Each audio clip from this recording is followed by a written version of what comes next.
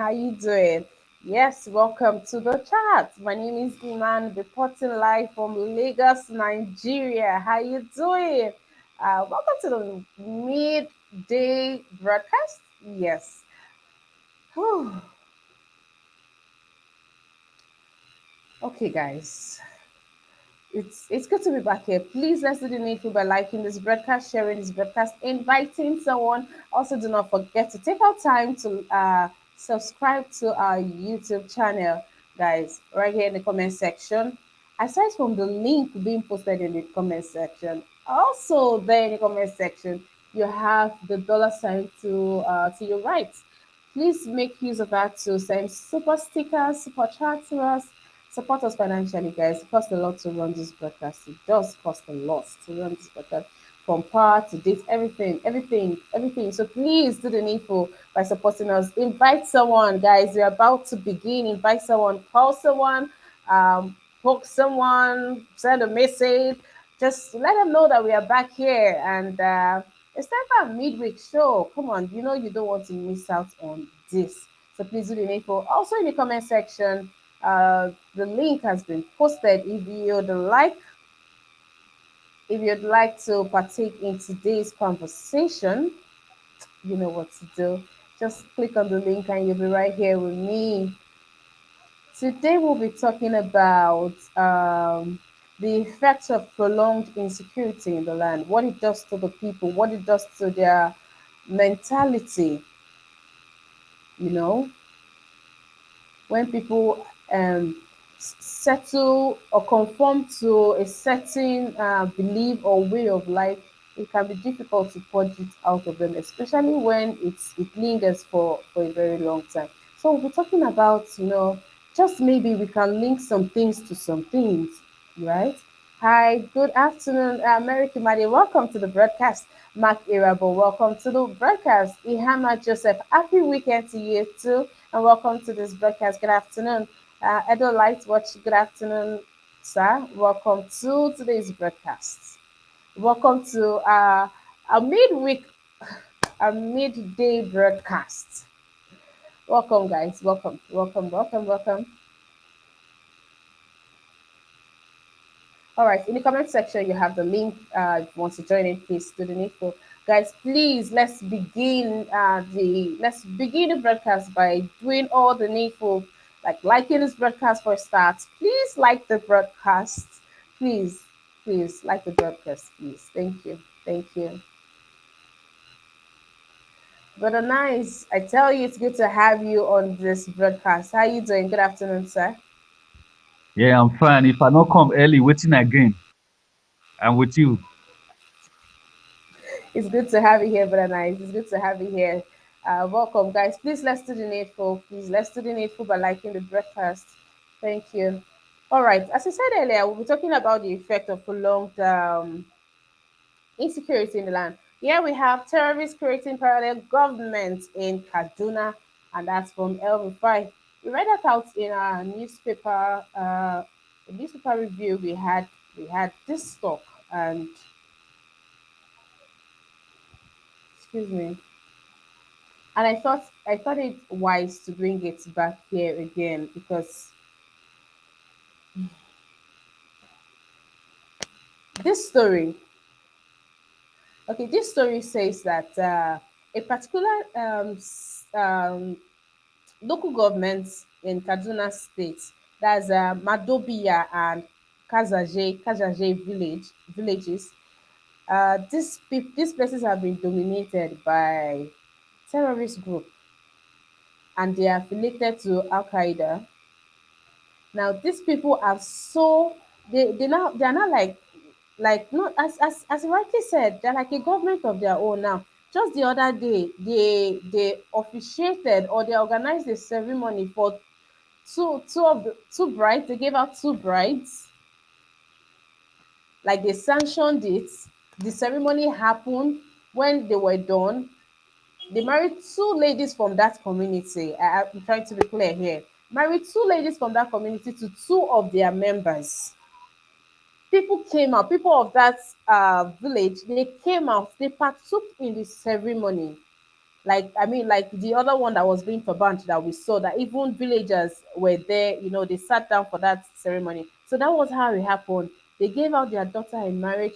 The wedding happened, they had a party, and when they were done, they drove in convoy. They drove the newlyweds, drove them in convoy to the dreaded Kudunu forest. This is from military source, right? It's there in the news.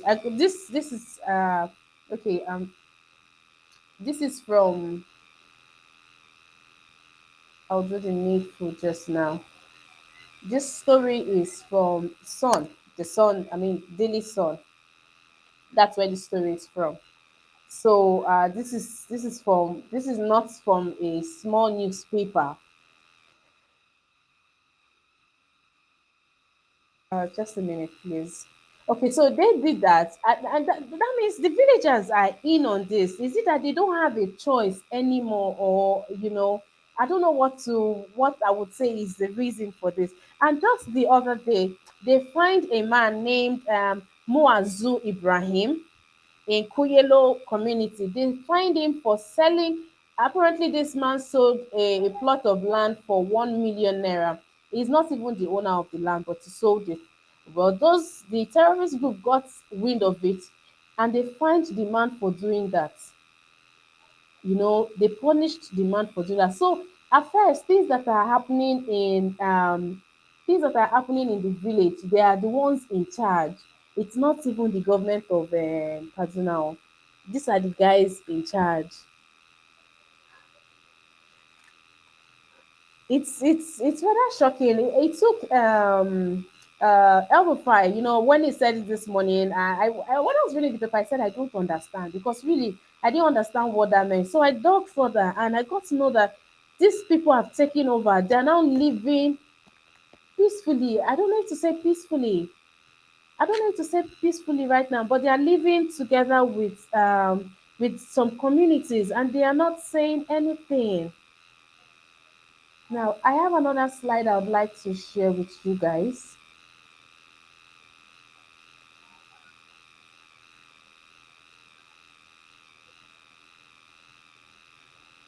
There was a story of this man. This they at some point they pass this around like a joke, but I'm not sure I see what is funny right now in this. It says that one of the Kuje prison escapees don't run go back to prison. He can't cope with the economic hardship out there. He said it wasn't like this when he left in 2014. Now these are the effects of insecurities in our land.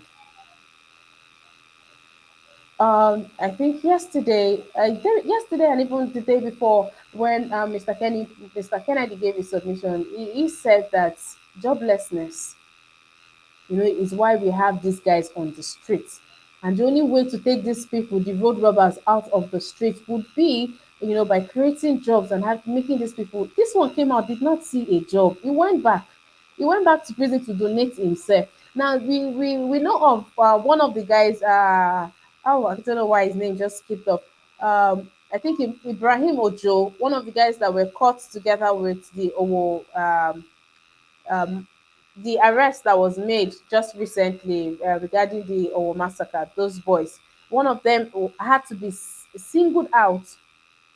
Had to be singled out by DHQ, that's Defense Headquarters, and the governor, to say that this person, he was not there. He was not among the perpetrators of that evil act, but he was caught with them. That means he escaped from prison and he went back to his base. Now this begs the question: are there no reform programs there in the prison? Do they not have talks with these people? People come out from there and they go right back into crimes, and these are just few of other many cases that are out there that people don't even talk about. So, brother, nice. What's your Yeah, reaction to this? yeah. Thanks for having me. Thanks for the greetings to the panelists and people at the comment section, the viewers around the world. Greetings. Yeah, it's not today that we knew all this for a long time. That these terrorists have been living. They have taken some part of some state in the northern part of Nigeria. So I don't know if you heard this news before, that there are some area in the northern part of Nigeria where they even place their caliphate flags in some state in the northern part of Nigeria. So most of these governors, they don't have choice anymore. They have been living with these terrorists. You know, it is they don't even know how to handle the situation anymore. So they just decide to just live with it. You understand? This Kaduna one is not today. These terrorists have taken some part of Kaduna state for a long time. This Erufai is just coming out to say he's running to Buhari right now. When these things have been happening, terrorists have been collecting money, tax from the cities from the people of Kaduna. Those people have been paying tax for terrorists for a long time. There's another state again. Is it? I forgot some names in the northern side as well, where these terrorists have been collecting tax from the people, from farmers, from land. They create their own government in a state where there is government. So that is what is happening in the north. Those ones that are still running from the north, those terrorists that are still coming from the north to the south, they want to establish the same thing in the south as well. Taking some places from land from the government, establishing their own states, collecting tax from the people. So that is what they want to do all over Nigeria. That is why they are spreading to different states. You understand? So this is not new. And it's because of incompetence of our government. You know, Buhari now, he don't talk about it anymore. You see the last statement he makes the last time, when he was talking that millions of Nigeria have died for the unity of Nigeria. So him himself, he has already fed up of Nigeria. Buhari has fed up. But the only thing that pains me in all those things, that when a government is not competent anymore to secure his country, he's supposed to leave power. But these people will still remain to die there. They are not functioning anymore, but they will still stick to that place, want to die there. I don't know what they are doing there. If it's a white man, if it's a Oyibo man, person like Boris Johnson or all those kind of people, they will resign, they will leave power as far as they are incompetent. But our black people, black leaders, they don't do that. You are not, your country is taken over by terrorists, but you don't want to leave power. Eh? I don't just understand the mentality of this our Is African leader. it? But then I see you think it's a case of being incompetent. Yes, it's a case of incompetence. So why You not? think this So kind of you think why did they not just call in for help? Are they not even scared for their own lives? that the last time? Okay. Look, I think you showed a picture this morning of the Buhari's aide there that these terrorists killed, they attack and killed. Imagine a head of a president. You think this kind of thing will happen in Russia? This kind of thing will happen in US. It can that kind of thing will happen in France, or it won't happen in the. It's not possible. Is it possible when they have different kind of a force who can take care of this kind of people, who can handle terrorism? The last time when these terrorists had a citizen of America in Nigeria there in that Sambisa forest, but you see what America did just for only one citizen of their country. They kill all the terrorists and rescue their citizen. You understand? That is to tell you of a country that is competent. You understand? Our leaders are unserious people. They are just there. They are not there to lead the country. They are just there to just relax because it's the care home for old people. They see Aso Rock as a care home for old Right. people they are going there to retire. It's All not. right, They don't but even know yes, if it's a seat of power. It's very but shameful. yes, it is. It is. I mean, that they will have their flag. They would. It is. I thought See, I came thinking I'll be giving you guys some form of breaking news. I didn't even know that, this is far gone. This is almost like a thing in some places. Shame on these governors. Really. If you can't do this, why not? Well, I think the likes of, okay, it's not the same thing with Otom. Otom is fighting, it's not the same thing. But it has gone to this part in Kaduna. This is alarming. And there are I other said states that and there are other states that this is not just Kaduna. So there, oh goodness the gracious. question is that where is our interior minister? This is the job of interior minister, to secure the internal affair of a country. It's like we don't even, the man is not even existing. The only people we see is governor. We talk about, where is the interior minister of Nigeria? Eh? Where are those Well, I people? don't know. I think the whole Northern Governors Forum. I think they have a whole lot of answering to do, because they allowed this in their community. Wouldn't it have been easier to have dealt with this? Why is it now that they are looking for solution? As this is It's not just happening. It's been there. They get brazen. Imagine they are officiating weddings Miss and they are Ima, they let are me just give quarrying you, people that offend in the land. Yeah.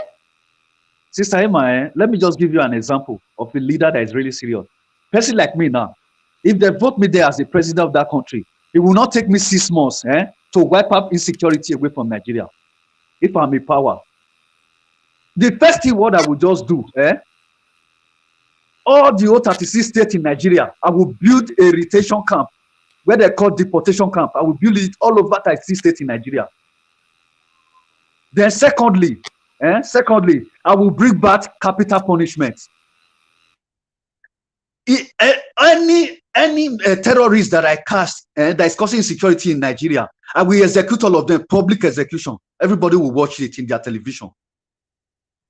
Then when I kill up to, let me say, 4,000, 6,000 public execution, you will see the rest of them will disappear. If a serious government, look at Joko Widodo, a president of Indonesia. Go and look what he's doing to drug dealers in Indonesia.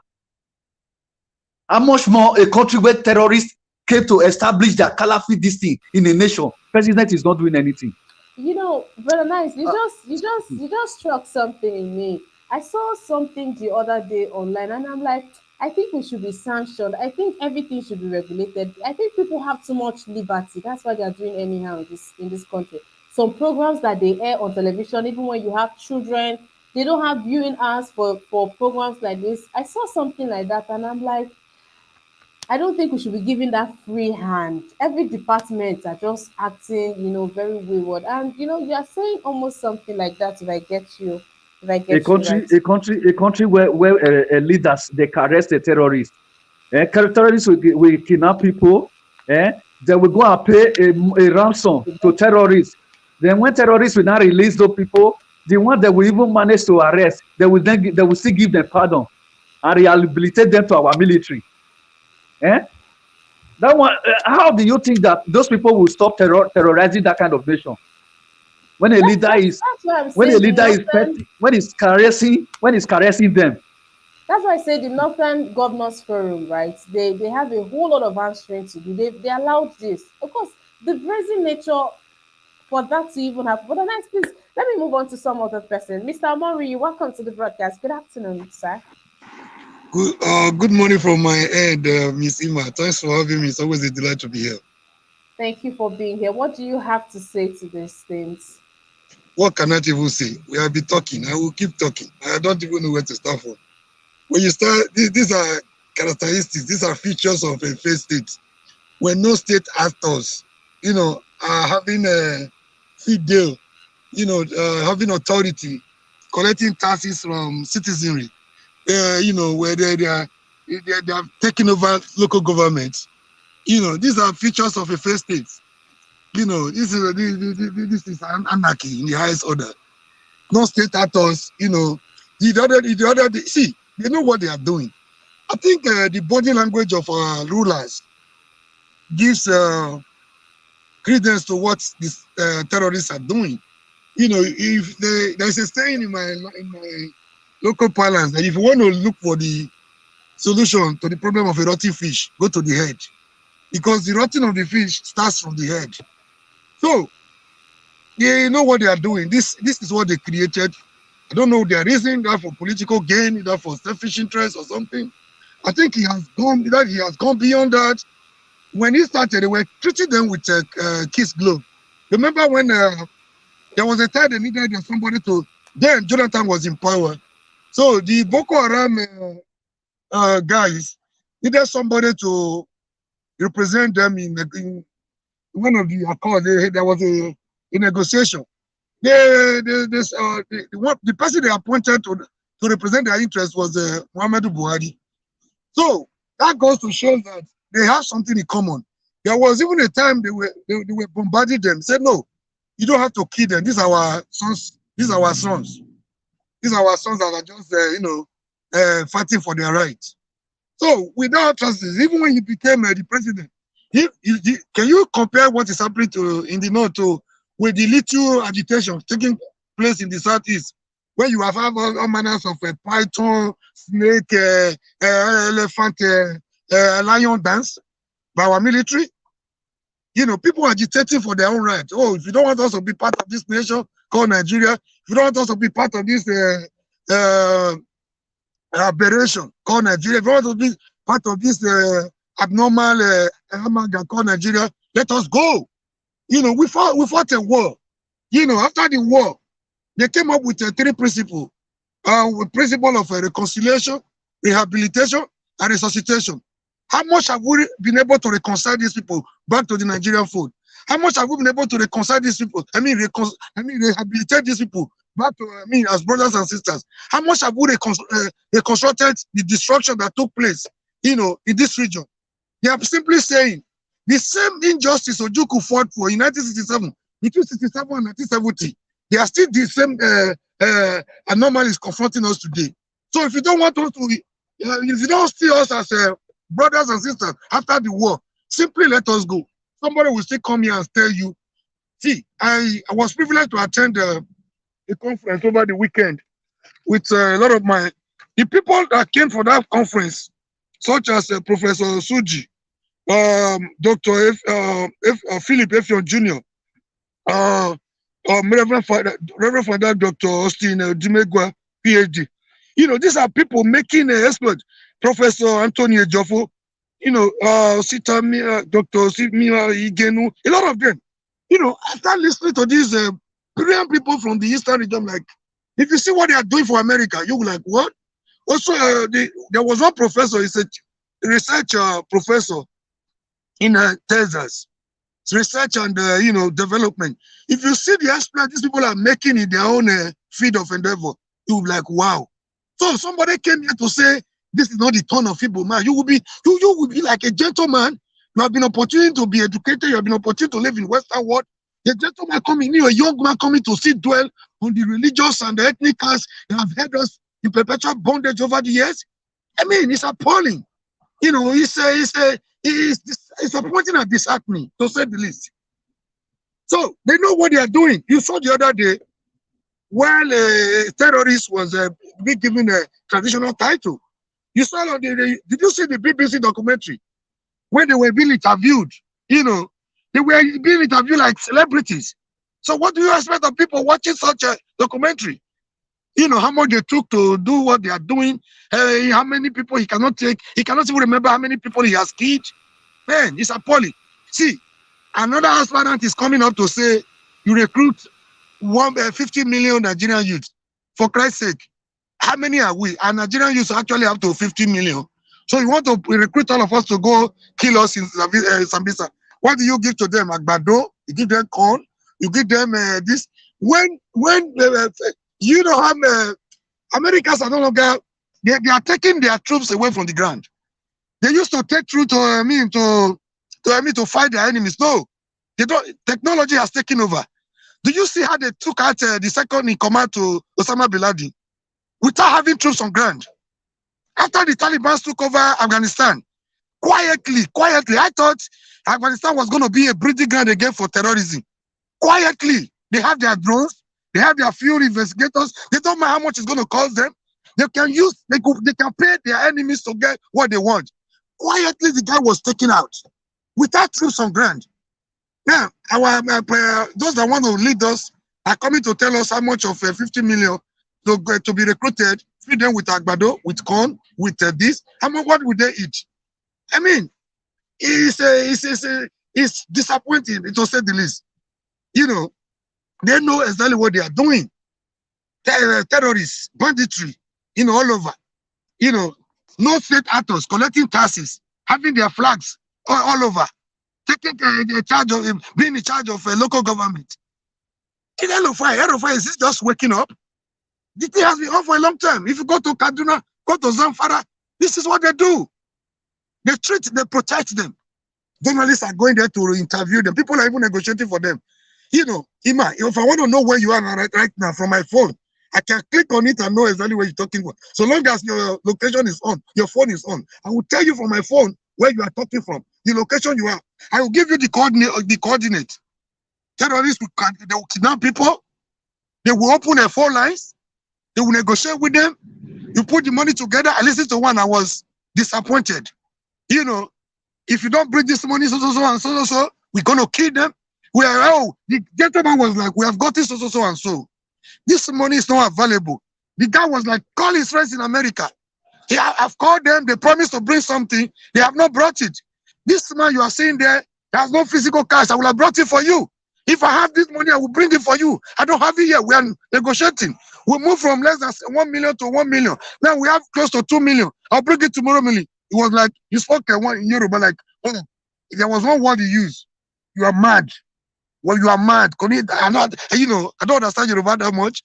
Instead of, see, people negotiating. Recently, they came up with another gimmick. National identity SIM registration and all that. They are using a network of either Glow or MTN, whatever. Whatever conversation we're having right now is going through some network. Why not take advantage of these people to track them down? I was in Lagos 2001, 2021. When a certain gentleman came to Lagos, he bought some vehicles from us. I've been looking for an outlet in Lagos, in Abuja, because of the Lagos car business is choked. Everybody has become a car dealer. So I wanted somebody that could, this gentleman came pretending to be a nice guy. I'm like, oh, you hustling? What do? You come to Lagos to buy car, you take them to Abuja? He said, yes. So he said he was already out of cash, I was happy seeing a gentleman hustling, do that kind of business. I was ready to assist in my only two way, even when I didn't know this man from Adam. So, and then after he begged, like, oh, I don't have money, I will come back again, I'm coming back tomorrow. Can you? I said, no, I don't know you, I don't know where you're from.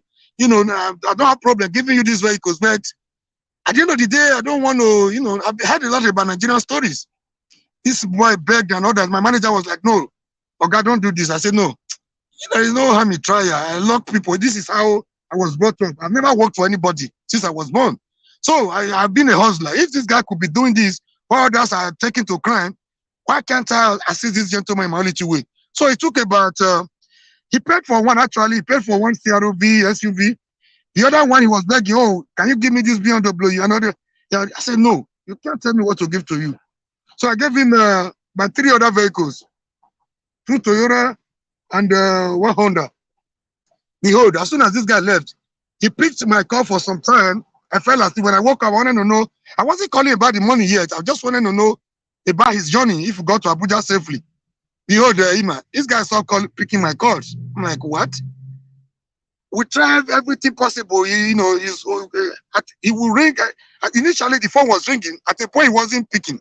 To cut the long story short, I had no option than to go into Abuja. I have not this guy's address, nothing whatsoever. I went with my phone on hand. I had 2 of his phone numbers.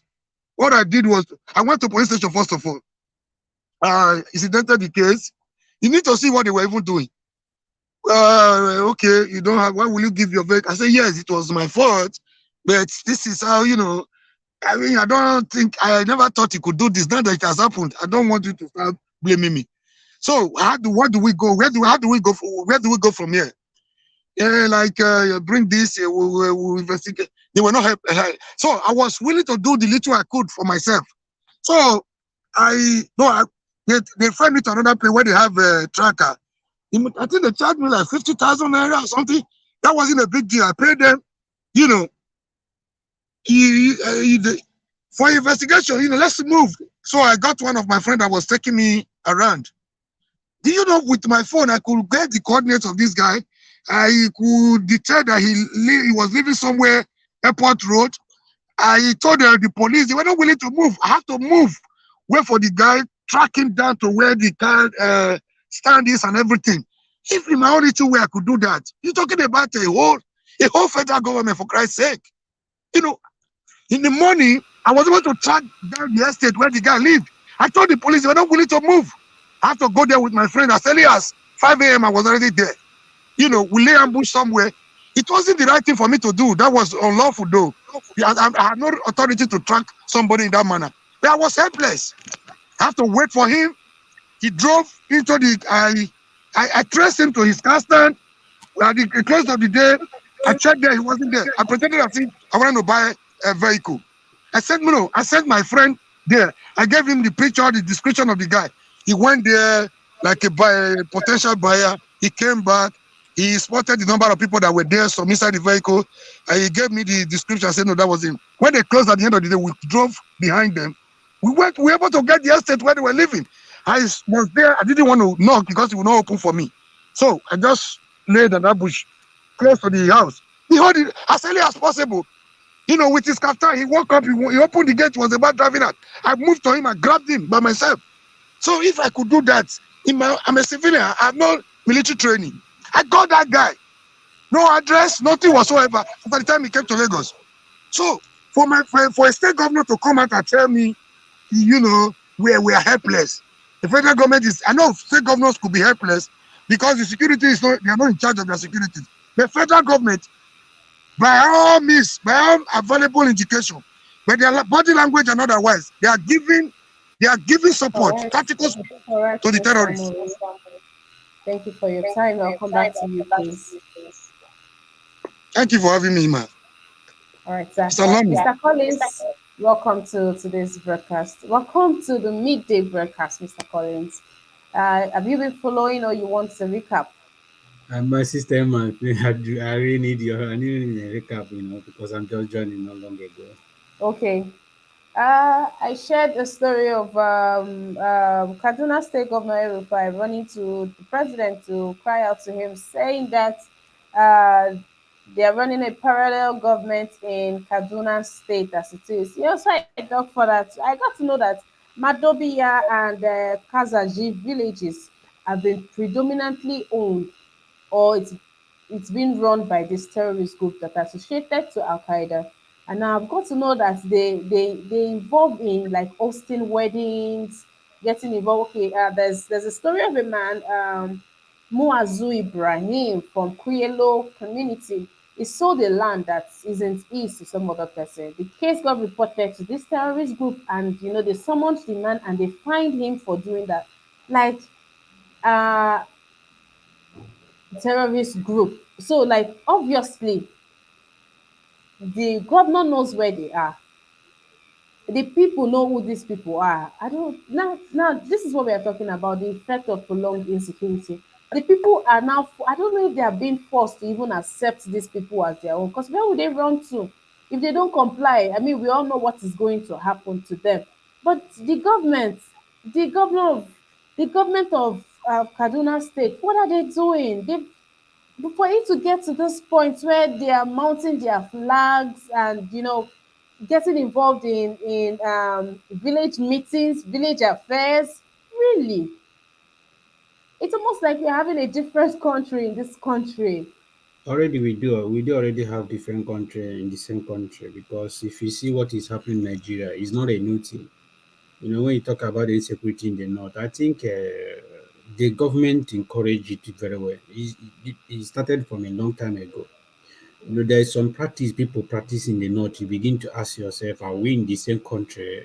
Do they have a different constitution in the north or a different constitution in another part of the Nigeria? Like, for instance, you go to the north, you see some people walking, like you see people shaving people hair because they didn't dress up in maybe it's against the Sharia law or something in that nature. But in Nigeria constitution, we say people are allowed to practice their own religion. Then in the same Nigeria, somebody is not allowed in particular place is not allowed to practice his own religion or whatever he feels like. So those things shows you that we're already in different country. You see somebody when you go to the north, this is alcohol sold in the north, they will destroy the whole thing. But when the whole breweries, when Nigeria breweries pay their tax to the Nigeria government, you still use that the same tax they pay to Nigeria government and still use it and pay give people in the north. So you ask yourself, who are they deceiving? So like we are deceiving ourselves.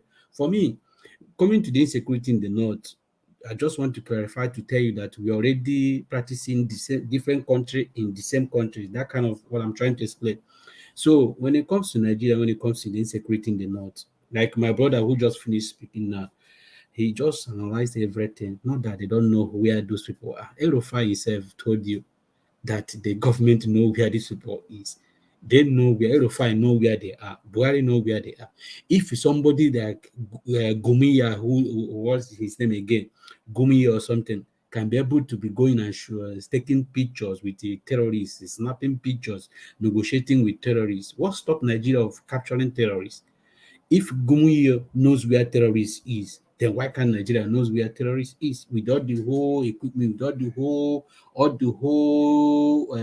money, with the whole thing we spend on this security, then we couldn't be able to find out. But if it's somebody, it's easy for EFCC to be able to fish out people wherever, maybe if they see somebody who's a fraudster, they can be able to dictate that person. But they can't dictate where the people who are tormenting Nigeria is, the people, the so-called terrorists, the so-called bandits, which they try to give them a name. For me, I see them as the same people.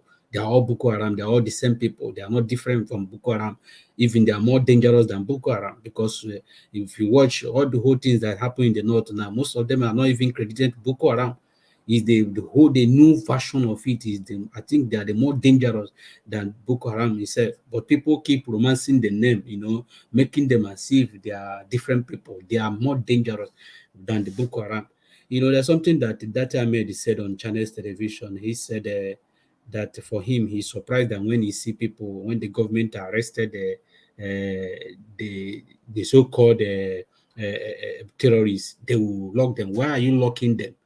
They are not meant to be locked. Like Mr. Nice said before, that once you capture them, you kill them. That is what that Ahmed said. You don't need to keep them in prison. Why are you keeping them in prison? Why are you trying to keep them in prison? They are not meant to be in the prison. Once you capture them, you kill them. So that when you start killing them, you are setting an example for others. So when they now know that this is no longer like business as usual, they will begin to take hours and they will take precaution about it. But when you begin to pamper them like as if maybe you pamper them more than you pamper ordinary Nigeria who steal beans or who steal food or who steal phone. So that is, you give them more courage to keep carrying out their own agenda, whatever they are doing. So the president know what all this is about, and he is from every Nigerian knows about. It's not like a new thing again. President knows that the president of Nigeria knows everything about this. So, like our brother said here, just you saw what happened in the southeast. The kind of maybe if something happened in the southeast, the media will take it to another level. They see a python dance, crocodile, everything. Or if you go to southeast now, from each point, from one pole to another pole, you see police. From one pole, you begin to ask yourself, what is going on here? Then where the whole thing is happening, you can't even find people there. You can't even find the police. You can't even find the soldier there. Then you begin to ask yourself, who are they trying to deceive?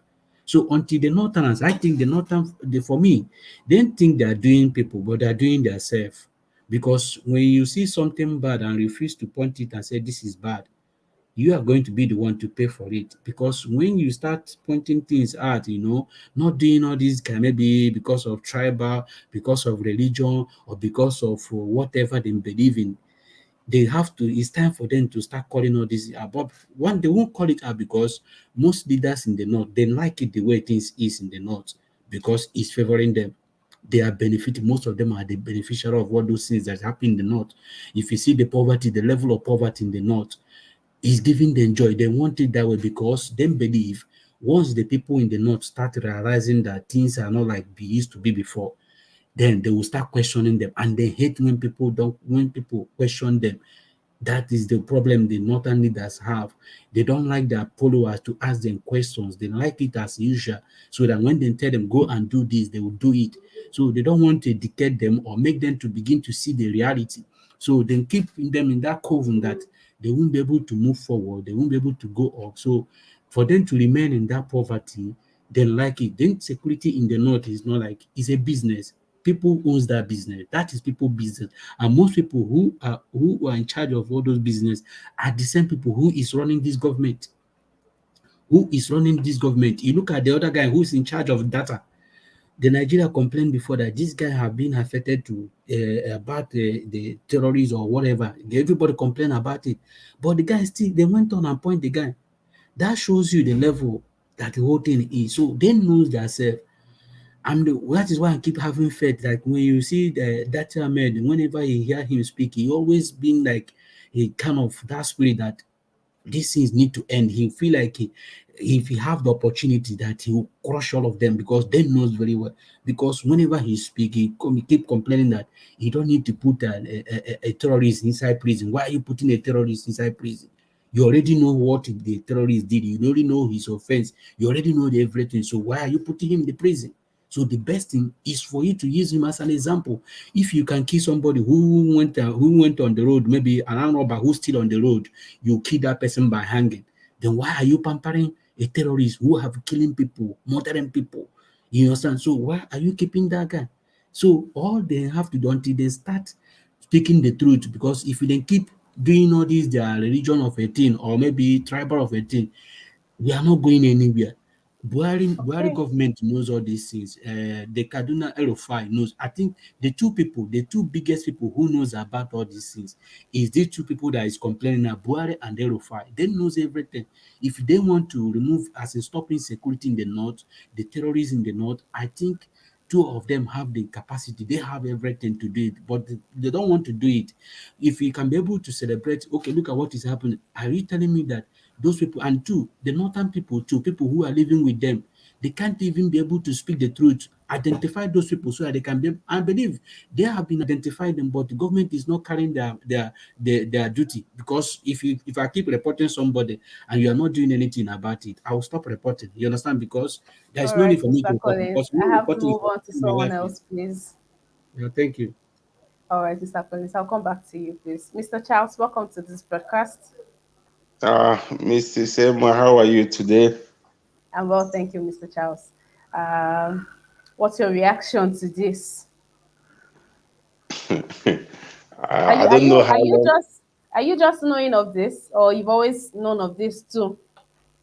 Actually, I just came in, but I've been listening to others, and I know we are talking about insecurity here. Is there another thing we are discussing here? Yeah, yeah, we are talking about insecurity, not just insecurity, the brazen nature of these guys to be hosting weddings, having parties, um, attending to disputes in the land. It's almost like they're not. There's in another version of them that that I'm beginning to see, and I thought to bring it to the limelight of other people. And I got to know that they even have their own flag erected in some places, claiming such strong ownership. Honestly, I do laugh whenever it comes to insecurity, because this is not something that this is something that Nigerians know. Those who are responsible for all this, and they're not hiding.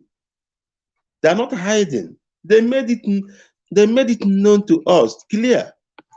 Buhari said before election, any attack to Boko Haram is attack to all the northerners. But El himself told Nigerians that he went to central bank and take money to go and pay those who are killing Nigerians. And Nigerians, they sweep it under the carpet. Nobody, I question Europe. Who are these people that you are paying? And which money?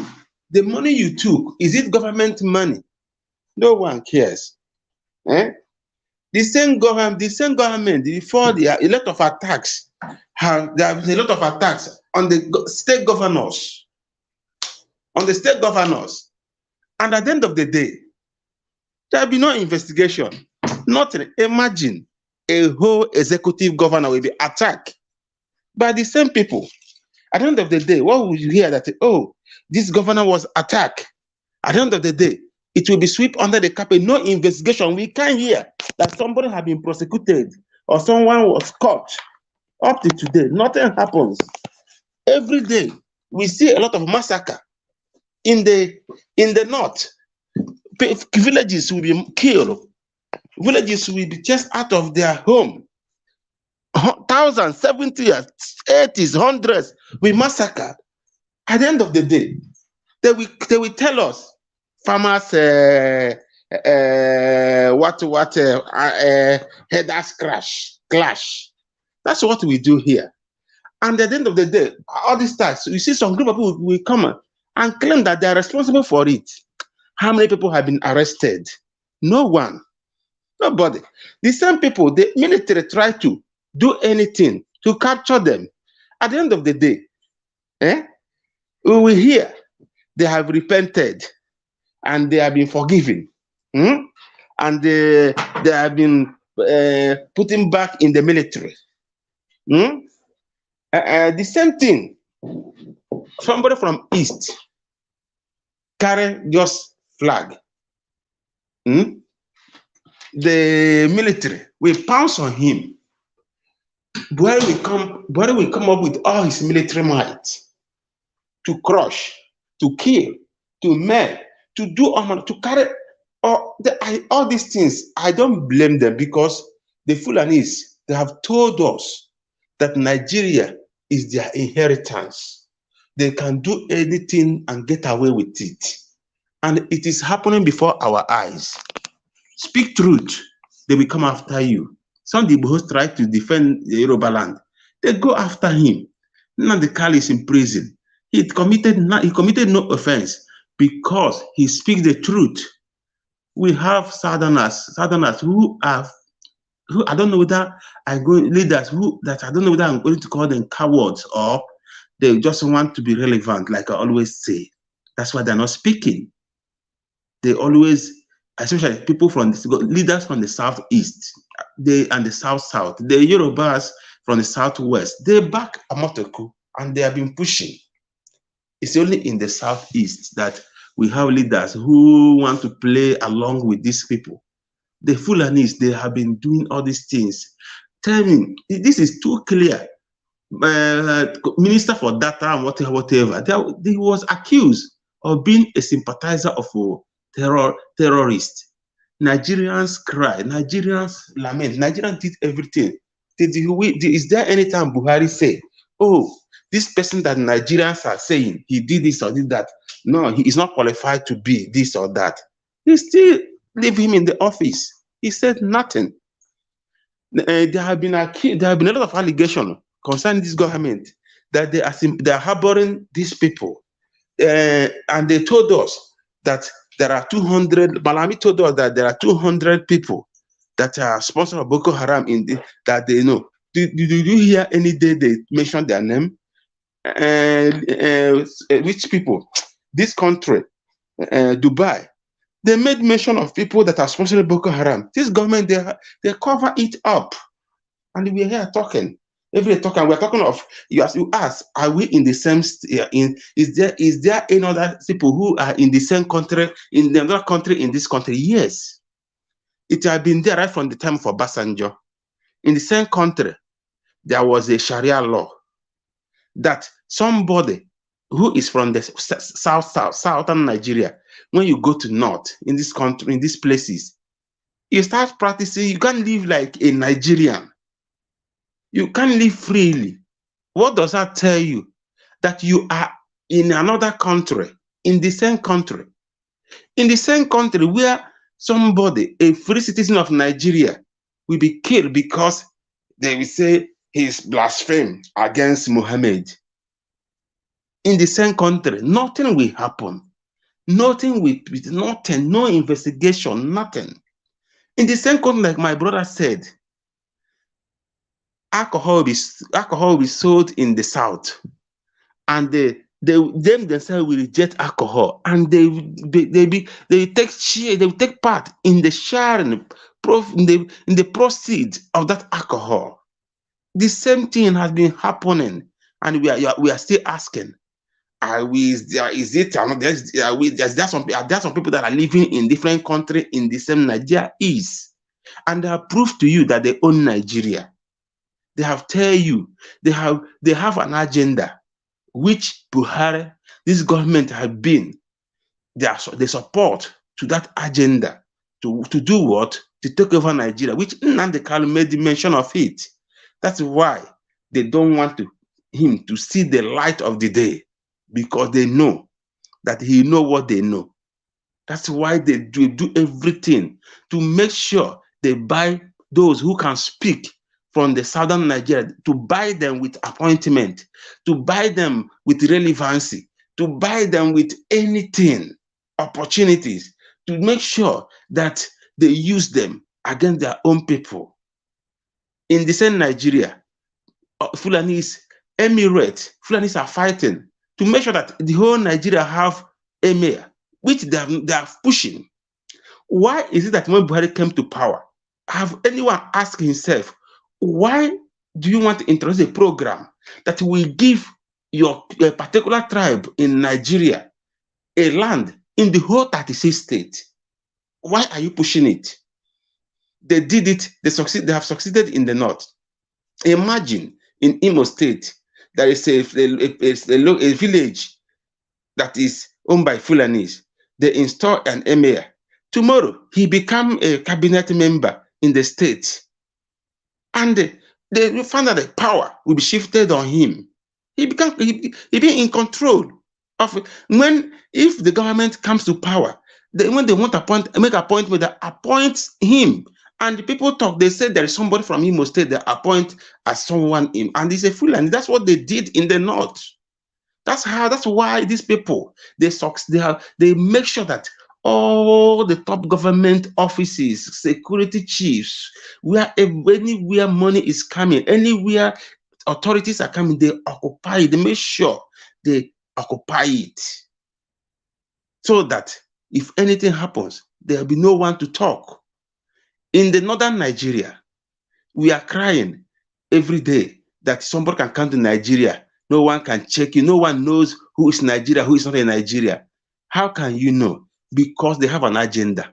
They want to bring in their people into Nigeria. Nobody will check them. Nobody will know. And it's somebody from Niger. We come that he become a Nigerian. He can be appointed as a minister in the government. He can be given any position in the government. Somebody from Cameroon, as long as he is Fulani. Somebody from Mali, as long as he's Fulani, he can come to Nigeria, and he got appointment. He can become a Nigeria military. Who we ask, because he's a Fulani, and the Nigerians are just asking, crying, lamenting, killing. Southerners are just busy. I say Yoruba, this is Igbo. You are from South, you are from Southwest, you are from Southeast. We are busy arguing why these 6% are busy pushing an agenda seriously to take over, to emasculate everyone. They are pushing, and we're here crying every day talking. Oh, they are from South, they are from Northwest, they are from this. It's a Ibibio. Is that? I'm not an Igbo. Igbos, they do this. I'm not a Yoruba man. That's what we are crying every day. People are pushing an agenda. I don't blame them. They have the opportunity. Thank you. Thank you. Mr. Chooks, welcome to today's broadcast. How are you doing? I'm fine, thank you. And you? I'm well, thank you, Mr. Chooks. I'm well, thank you. Welcome to this broadcast. Have you been following or you like the recap? Yeah, I'm all over the place. Okay, so give your submission then. Before Okay. you do, I would like to read this out. UAE arrested 400 Nigerians sponsoring Boko Haram and handed them over to us. Our government kept it secret today and everybody kept quiet. Are you aware of this, Mr. Chooks? I'm sure. Yeah, I'm Oh, aware. You see, the good news is 2023's election is around the corner. And when we talk about things happening in Nigeria, some of my friends says anything that people think it does not happen, it's already happening in Nigeria. We just continue to deceive ourselves. At the beginning, of Boko Haram or of all this Sharia, the people of the north, they thought that they're making headways. The agenda of Islamizing Nigeria. By the way, I don't support that language, but it looks like what it is right now. So they kept mute, giving them support, hoping that they can take over so that they expand. But it's daunting on them now, like the previous speaker said. We are all here, I think 2016, when El-Rufai said he borrowed money to go and pay them to go back. He actually admitted that they come from neighboring countries. So he's going to pay them so that they will leave. And not everybody keep mute. And this is the problem Nigeria have. And is very, very destroying Nigeria to the root of its foundation.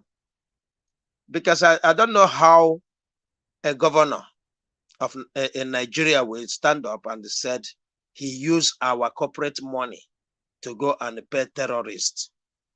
I mean, this is one of the reasons they refused to declare them terrorists, because they knew once these people are declared terrorists, it means Rufai must have dealt with them. And for you to be in a seat of government and dealing with terrorism, I don't know how to describe it, And like I said, we always say anything that is impossible is already happening in Nigeria. Look at Pantami, our communication minister. As I am now, if I go, if I get back to Nigeria, I won't use Nigerian SIM because I am not prepared, to give them my details. You don't know what they do with the details. We all travel around the world.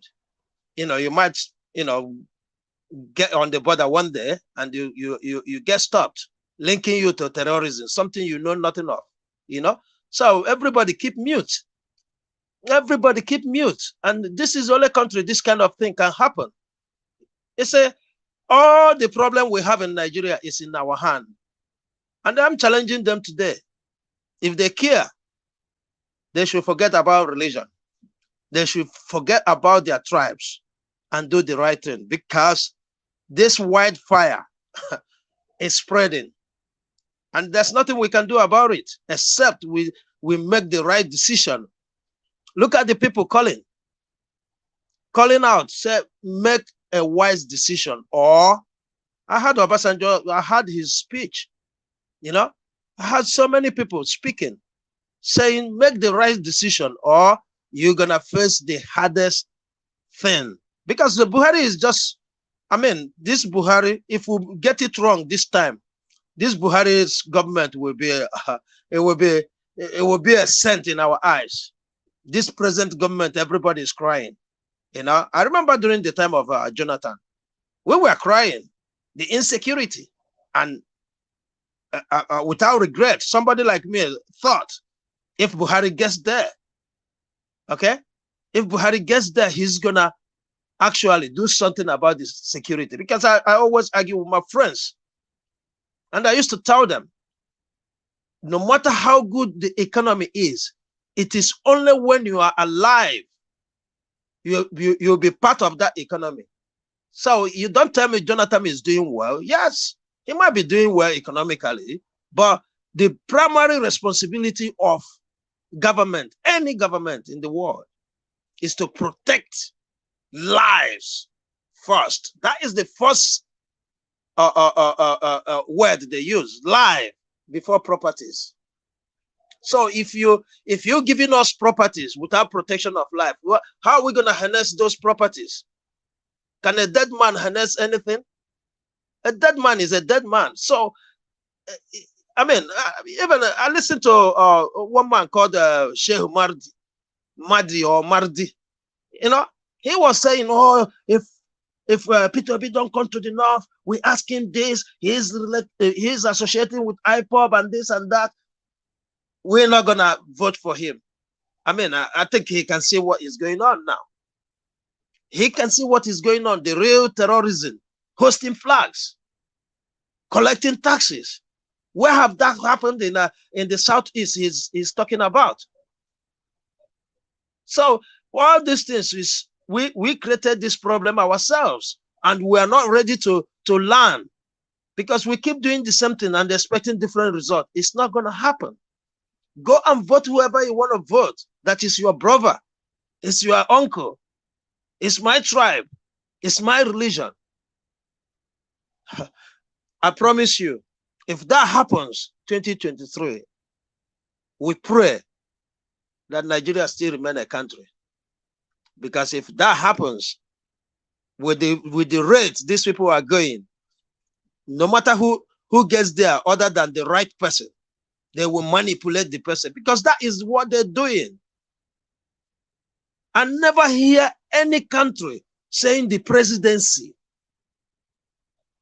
It's only in Nigeria. If we said the president, it should be the president. Yes, he has an office called the presidency, but that shouldn't come and we didn't vote for presidency. We voted for a president. So if my take on this is, well, let Rufai know how he brought them in with Buhari. Let him take them out.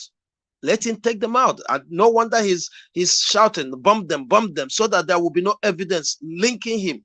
And I believe that strongly. I have no personal evidence to say so, other than what he said by himself. Because if they captured alive, if these people are captured alive, there will be a lot for us to learn if our security system is truthful to us. Because the only reason we're in this mess is not because we don't have the numbers that can defeat Boko Haram, not that we don't have military expert that can defeat these people within months, but because we are colluded. They have already got into us, and the government, this government, we will hear much if we are ready to tell ourselves the truth. Because in any country this kind of thing happen, there must be a serious panel to investigate from when the Boko Haram started till date in any And serious country. you think we'll get that? If we didn't get justice for October 2020, you think there is anybody out there like UN, ICC, International Criminal Court? You think they're going to listen to us? I was going to even ask a question, Mr. Chooks. I'll take that as your submission because I have to move on. I'll come back to you. Okay. Yeah.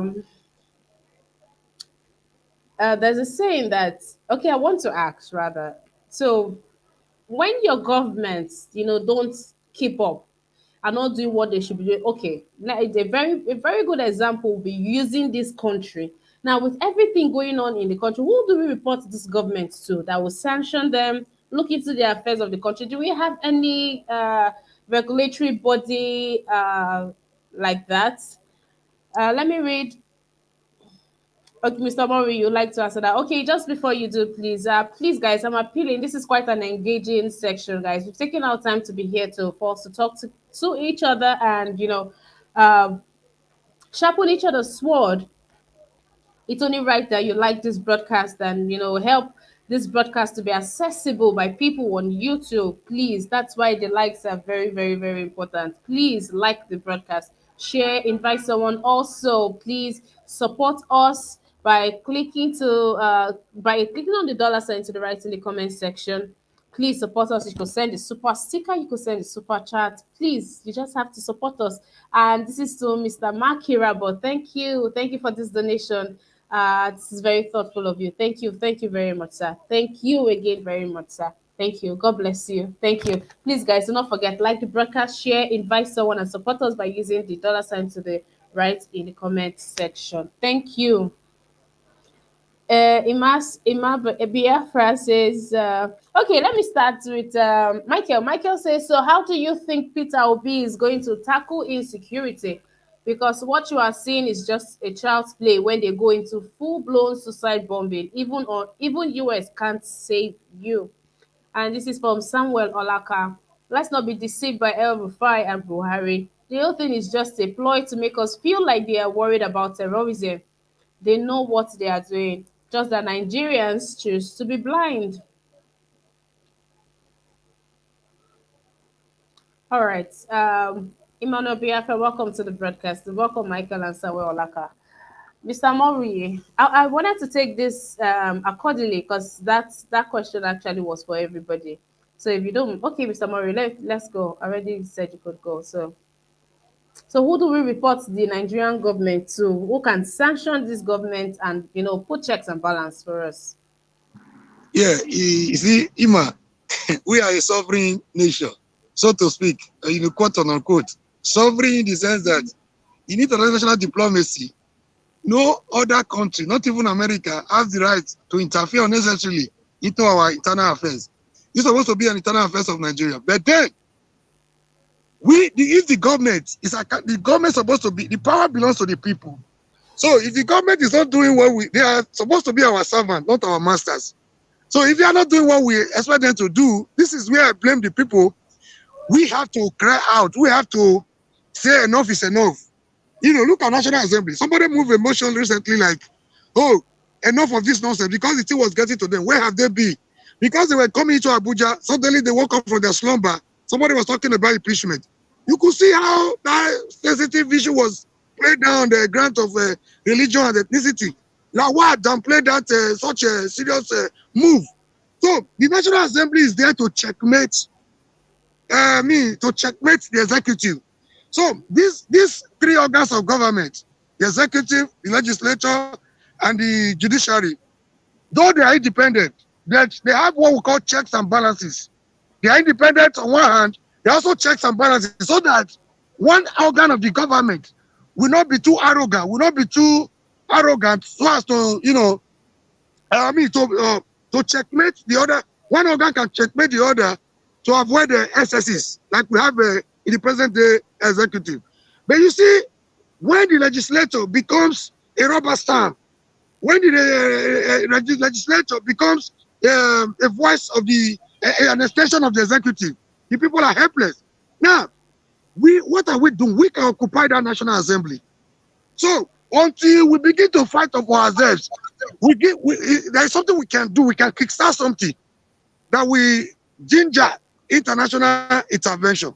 But like I said earlier, we are a sovereign nation. When autumn came, you heard when autumn came recently, he has been crying. At a point, he was handicapped. He traveled to UK and America. He came in respect of such things. Even the conference we had over the weekend, we're also centered on what do we do? How do we work together? Like this, APOP on one side, Igboho on the other side. No, let there be a synergy. Let there be collaboration. Let us work together. I don't want to go into the details of what we discussed, but people are working at a diplomatic level. Then we're like, okay, this one is complaining, let's come together. A lot of people complain. There are a lot of complaints before UN. Now, we were advised to come back and speak with one voice. So that was why when Autumn was away, they were already accusing Autumn of reporting Nigeria to international communities. They cannot jump into Nigeria and start fighting for us. We have to start something. When they start killing us, it will give international opportunity to come in and say enough of them. They don't have right. They are supposed to be our servant. If they turn around to kill us, They don't have the right to kill us because it is our right to protest. Thank you very much. All right. Thank you for that, Mr. Omori. Brother Nice, please respond to that. Yeah, thanks once again for inviting me. Yeah, first of all, other countries don't have the right to interfere in the internal affair of Nigeria, which is true. The thing that the only solution to this kind of thing is the people. The people have to summon courage or gather courage to start protest. You understand? When they start protesting against this government, that is where international community will not interfere. They will not have All right. interest. So that is the only way it works. International community cannot just come in possible. Let the people start first. You understand? All Normally, right. there's a security this thing in the UN. So those people are the people that always watch this kind of things. They always try to the protest is the one that always draw their attention in that in UN. So when UN now see that the people are protesting, they will not try to monitor what is happening. Then before they will not try talking about it, know what the next move to make. So the people have to start it first. So All that is right. just the Thank you truth. for that. Thank you, Mr. Thank you, Brother Nice. Mr. Collins, your submission. Two, who do we report the government to? Like Mr. Nancy said, I think the only people we should report is us, the people. The So because people. there is no other person to report, we can't be crying outside. Like I keep saying here, the problem is we until we Nigerians started, like more especially the youth, until we stand up and be able to take our country back. Nobody's coming to help us. We have to be the one to start first. We only have two people to report to, but the first one is not working since they are there. We have the senators who are not doing the job where the people we elected to speak for us. So since they are not speaking for us, then we the people should stand up and speaking for us, speaking for ourselves. So I think that is the only people who are available to take care of it. So if the All people are right. not speaking, we're not going anywhere. All right. Thank you for that, Mr. Collins. Mr. Charles. Mr. Mrs. Emma, we are looking at who do we report this government to. Yeah, Well, because it's about well, time. If the government are not listening to us, it's about time everybody has someone they listen to. Everybody does. this Everybody does. government, the only Even thing, God has someone he listens to. So this government must have somebody they listen to. And it's about time we ignite those people. It's about time we call for those people. So if your submission is also going to be about the people, then it's about time that the people know that they are being summoned to query the government. the only thing there is this: we have a corrupt environment because if the both judiciary, the executive, and the senate are not corrupt, it would have said let's report to the senate, but the senate are just they're just there wasting their time. They're just there dancing on the tune of the executive. The judiciary cannot interpret law and pass judgment on it and stand on it.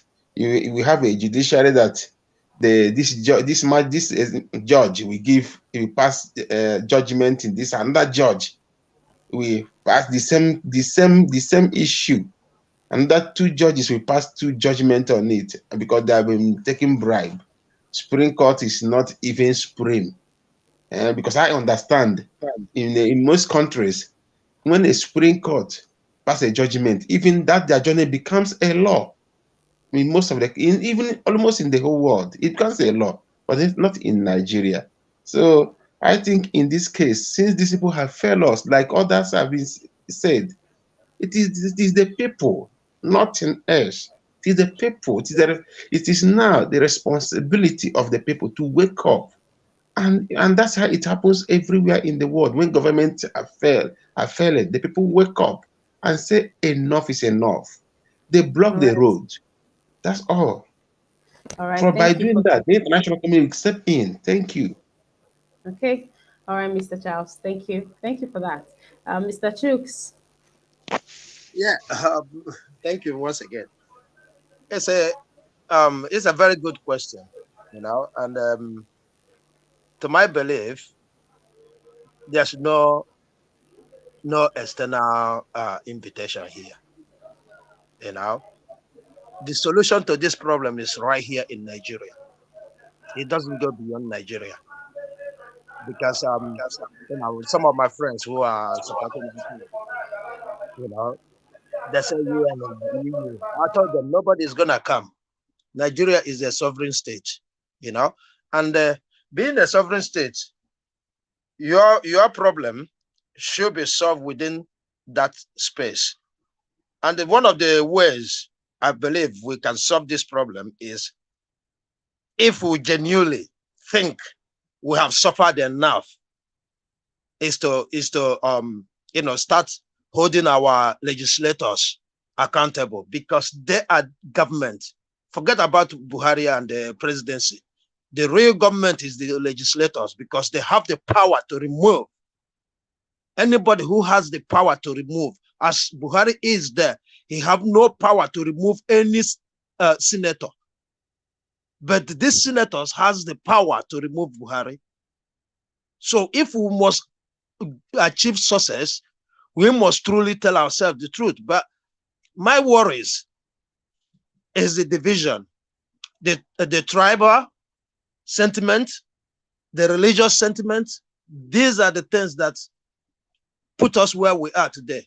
Because if you come from a Lagos state and I come from Sokoto, if I'm holding my legislator accountable in Sokoto, saying, look, if you don't do this, we are bringing you back home, and Lagos is saying the same thing, believe me, this problem is solved. It's as simple as ABCD. We cannot, in fact, even if we can take a look at the recent event in Sri Lanka. We all seen it. Nobody's gonna come there. The power of the people is too much for them. If we take another example of Lekki, what did the international communities did? Nothing. Even when DJ Switch was going around the world speaking, showing horrible videos, nothing was done. So they're not gonna come. The solution still resides in us. I tell you, if we allow this thing to degenerate to an extent of we having war, nobody's gonna come. I'm saying this with full heart. Nobody is gonna come. So we better do the right thing now. This is my submission. Thank you.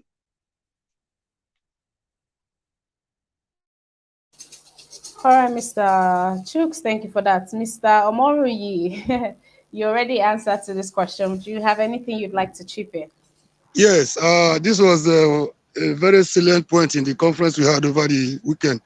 And this very bright young man, Dr. Philip Effiong, this was one of his submission.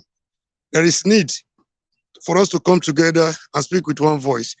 There are a lot of petitions before the UN. You could see recently, the UN made a declaration that Kanu should be released. So people are working behind the scene. People are working for Nigeria. A lot of Nigerians, you don't even see their faces. You don't hear their voices. They are working at the diplomatic level. But like I said, we are a sovereign nation. Effiong Junior's submission was that there is need for synergy for us to come together. The Igbo man should not see Edo man as his enemy. The Edo man, some people are still living in their past in 1967. Edo man did this, Edo man did that. No, we're all victims. You should not see the Kwere man as your brother, as your enemy. They want to divide you along a tribal, religious line so that we cannot be united. Don't see the Yoruba man as your enemy. They must have made mistakes in the past. The colonial masters saw seed of discord and bitterness among the nationalists we had then. They would tell Awolowo, be careful of Zik. They would tell Zik, have you seen Awolowo? Awolowo was here yesterday. Be careful with him. They would tell Okpara, be careful. Have you seen Sadana Sokoto? He doesn't mean well for you. So, by the time the nationalists are coming together, they already seen themselves as enemies. So, even when they are discussing, they have a seed of bitterness in their mind already. So, they could not work together as one. So, they saw the seed of bitterness among our national leaders. And on their own, they could not address that issue headlong. They added a tribalism a religious sentiment to it. And the coup of January 16, 1966 does not matter either. That one was in our, the seed of bitterness sowed in us by our colonial masters. Since then, we have never trusted each other. It's been, we see, we are all victims in this regard. So he submitted by saying there's need for synergy and collaboration. Let us work together. Together, we are better together. United, we can defeat our common enemy. Thank you very much. All right, thank you for that, Mr. Murray. I would like to take a few comments from the comment section, and this is from Judge Bushell. Judge Bushell says tribalism will not make it easy for the people to unite and protest. So the politicians use it as an advantage. And this is from Samuel Olaka. We can start reporting to ourselves by ensuring our votes count, and we ensure that electionary process is free and fair. That is one of the most peaceful way to bring about positive change. INEC, please. INEC, I beg go. Gerald Obawan says we are either not hungry enough or we are too timid. Look at Sierra Leone. We never tire and reach them yet. Whew, guys. Mr. Tunaja, welcome to this broadcast. Just before you unmute your mic, guys, I'm appealing to each and every one of you to like this broadcast, share the broadcast, invite someone, support us by clicking to the dollar sign in the comment section to your right. Please do the needful. Thank you. Mr. Tunaja, welcome to this broadcast. How are you doing? I'm fine, thank you. Thank you for having me. From what I've heard, anyway, I've not been around long. Sorry, I was a bit engaged. Um, First, we shouldn't be calling these people that colonize us colonial masters. They are nobody's masters. They are colonizers. The colonial powers, Westerners, whatever you want to call them. They are nobody's masters. And secondly, when we talk about tribalism being an issue in Nigeria, I find that peculiar because if you look at Nigeria, Nigeria has elected or had leaders from ethnic minorities more than anything else. Just let us sink in. I find that peculiar because if you look at it, a German has ruled this country longer than an Hausa man. And a German has ruled this country longer than an Igbo man. It's only a, a Yoruba man that has done better. A Fulani man has ruled this country longer than a Hausa man or an Igbo man. A Nupe man has done the same. A Kanuri man has done the same. We often put leaders that are not even from the majority groups. This is quite unusual in many countries, actually. Most countries, the majority people tend to rule by and large. But we actually think that's what is happening in Nigeria, but that is not the truth. Because except you look at it from the point of view of North and South. When you check it from by religion too, you'll be surprised how close they are. It's almost 50-50. So is it conditioning that is making us think that it's North, South, Christian, Muslim? Or is it because we are so tribal? That's why the balance is there. All Because right, it's really Mr. strange. Tunaja. All right, Mr. Tunaja, let's dive to the topic of today. Now, we talked about insecurity, and I took an instance from a cue from what I read this morning of El-Rufai of Kaduna State came out to say that bandits are now run terrorists. Those guys, they're now running parallel government in the state. And, I dug further and I got to know that there are two villages, at least the ones that are reported in Daily Sun, there are two villages that are they are hosting weddings. They are getting married to people of their community. And now, when they have this function, everybody comes together like one family that I don't know that they are. I guess they all come together. They engage in these ceremonies, and then they go back to their spot, the dreaded Kudunu forest. So everybody already knows that that's their hideout or that's their base, and it's not where people approach just anyhow. And there was also something in the community. Someone by the name Ibrahim sold a land that does not belong to him to someone else, and it was reported to the terrorists. And they summoned him and they fined him for doing that. So now they're not like involved. They're like having they're a government in Kaduna state government, so to say. So Mm. that revelation was rather alarming for me. That these people, you people are now living together. Is it out of fear? Is it are they under duress, or are they fine the way that they are? And I got to know that there are other states that are also doing this. Mm. It's rather surprising. Now we talked about that, and now my question: should you want to touch on that? That's fine. But the question I'm asking, at the end of all of this is, who do we report our government to? What's the next? What do we do? How do we draw their attention to what we want? The government can't do anything. I don't understand how you expect the government to be everywhere. All these things are symptoms. I keep telling people over and over again. You guys, I'm going to keep repeating and banging on about it forever until Nigerians get it. You can't expect one soldier to defend 2,000 citizens. It's impossible. Why? See, the government will lie to you, say, oh, it's technology, or some idiots will come on TV and tell you it's technology, is this, is that, is the weapon, we need more advanced weapons from America. No, they are lying to you. You don't have enough people. You simply don't have enough people to secure the entire country. That is our problem. Other countries don't do it like this. We are using 0.1% of our population to defend our country. What kind of, it's like you have 100 people in your family, you are using one person. It's even worse than that, actually.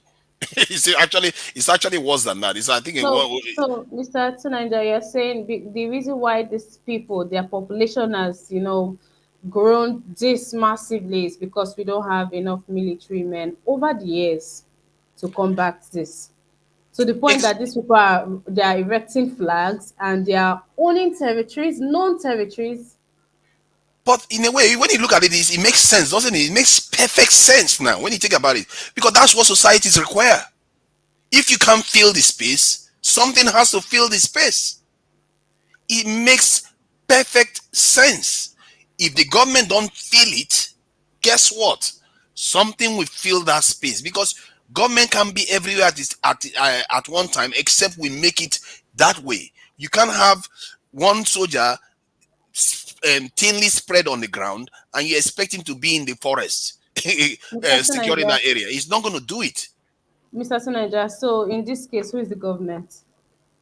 The government is, we are still the government, let's put it that way. We are still the government, but I don't know what to call it, in terms of ability to enforce the will of authority over a people. Yes, those people are part of it now.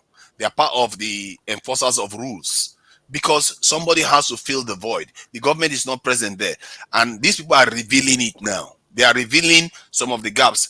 I said it this morning that sometimes I feel like there's a Machiavellian at play in this country, trying to expose the underbelly of almost all black countries, really showing us off. It's like an emperor that is not wearing clothes, and all the followers are saying, look at you, you are so pretty, and all the rest. But the emperor is naked.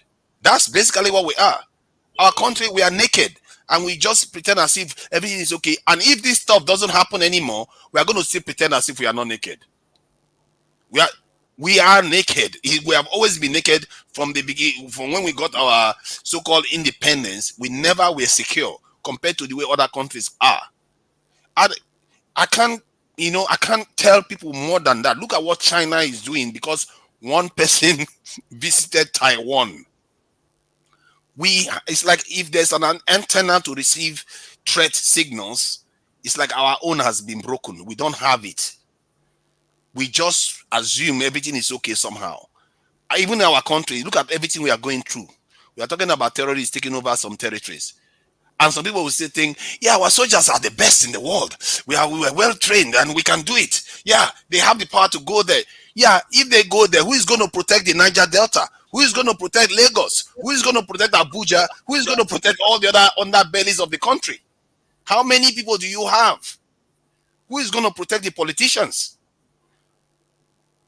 Your country you can't be everywhere at the same time. This is the game they are playing. Look at the military went to the northeast and they secured it. You don't hear about Boko Haram in the northeast anymore. Guess what? They went to northwest. Follow them now. When you follow them to northwest, they go back to northeast. They are exposing that we don't have enough people. I have a question for. Can I ask a question, please? Yeah, go ahead. Sir, thank you for your wonderful submission. But there's something controversial about what you said. It's not only about the number of troops you have on ground.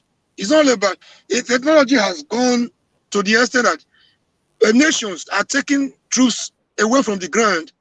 They are using drones. How many troops were deployed before the second in command to Osama bin Laden was taken out? How many troops do they have on ground?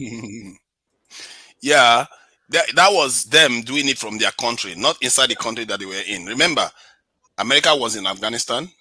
America was in Iraq. Were they able to keep it secure with their 100,000 soldiers? No, that's a controversy. That's a controversy of what you said earlier. You were banking on the number of troops. Now you come back I just proved to you that even when America had 100,000 soldiers in Afghanistan, they couldn't keep it secure. They left billions of dollars worth of weapons in Afghanistan and escaped. Yeah, this is contrary to your earlier submission. No, but it's not earlier. You just said a terrorist. They use one military person to kill one soldier. Did it kill the terrorist group? No. The terrorist group will still be able to operate in that region. Just because you kill one person doesn't mean they will not still take ransom if they want to take ransom. Yeah, the group is weakened when the head is taken out. And again, there is need for a carrot and whatever they call it approach. It's not about the number of troops you have. Our greatest problem is willingness, the political will to do the needful. Our government is seem to be giving a tactical support to insurgency in our country. Let's not shy away from the truth, my brother. This is what bothers me a lot. If you want to argue this point, go and check the data yourself. I just told you, you see, this is what bothers me. I just told you, America with all their technology, all their weapon, they couldn't contain a Taliban that doesn't even have one aircraft. They were not even all over Afghanistan. They were basically in the capital.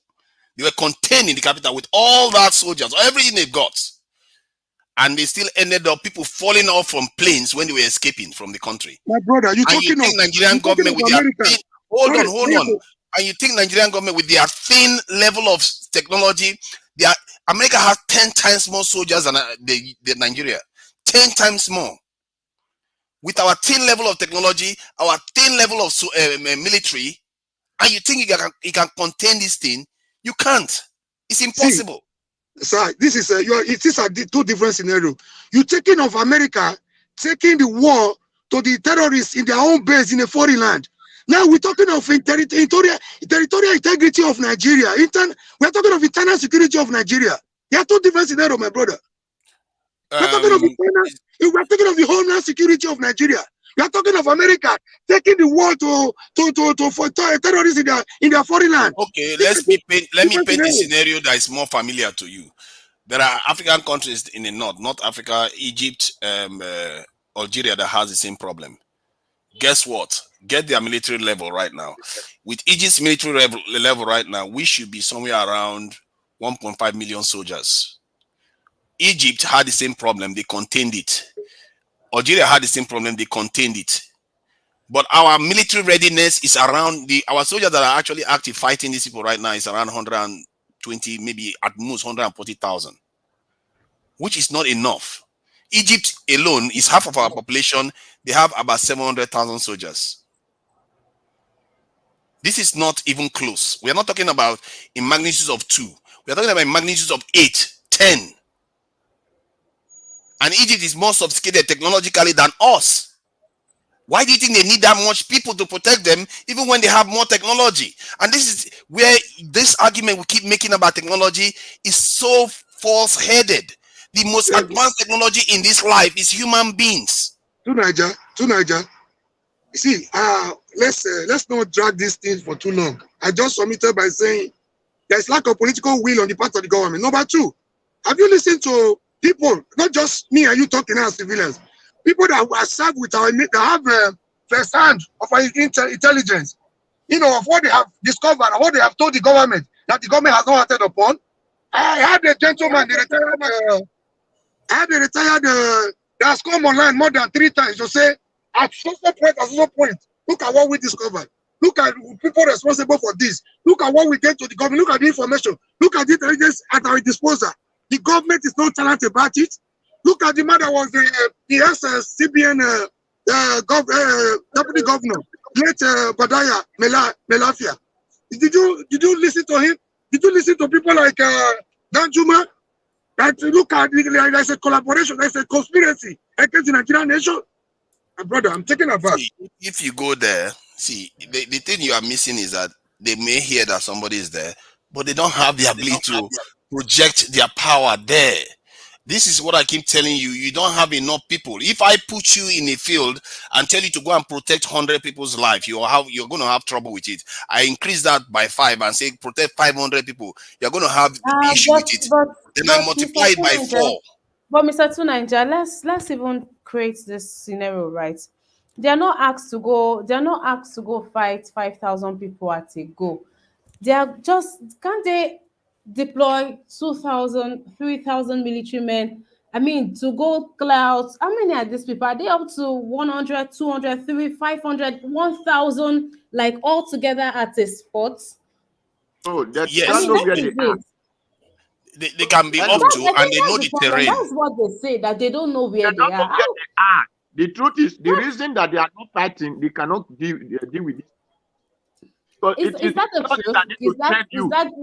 truth? Is that the truth? Because what Ebufa has just come out to say now has vindicated them, as implicated himself, because he has come out to say these 2 villages, they operate this is their base, and when they are done, they will carry a convoy, go back to the dreaded Kundulu village forest. They know where they are. They know their camps. They know their camps. So you cannot say that it's there in the news. That's what Elbufai said.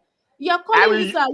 You're giving us an area where this thing is happening, and you're still coming out to say you don't. Oh, so what don't you know? Why are you not taking out these people? We are not telling you to go and fight 10,000. Please allow me. We are not saying go and fight 10,000 terrorist group at once. No, they're not even. I mean, you're supposed to catch them unawares, right? Even if they are 10,000, they'll strategize. When they are out 1 or 2 things, you keep getting them and executing them immediately. I think that's the problem. The gentleman came out recently to say they are all benefiting. They are making their money. Governors are making their money. It has become an industry. I don't think it's a function of. Please, gentlemen. So I don't think it's a function of not even having the numbers this time around. If we have 200,000, right? 50,000 can go after. 50,000 is even too much. Let's try to picture. Let's start with that. I mean, the ones in Kaduna, are they up to 10,000? Let's start with that. Are they up to 10,000? I think from what I got, they said about 30,000 in some of the states. Who counted them? Who is the person that counted them? The conflict is dimensional. There are areas that have something to do with conflict between communities. Some of them is banditry, others are pure terrorists. So they are faceted. The challenge that the people are facing there, and these areas are hostile and remote. Some of the areas you will not be able to make phone call. So it's not that straightforward. You go deep, and these people know the area more than you do. They will get intelligence in before you get there. They have spies everywhere. So and our soldiers, it's not like they don't go there. They do kill them. We know they kill the soldiers too.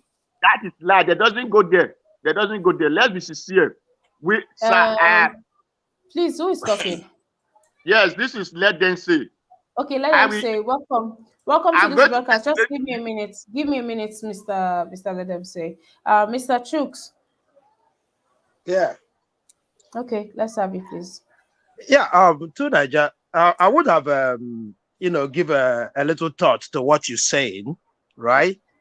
If Nigerian government has sincerely been fighting this terrorism, you don't tell me that you receive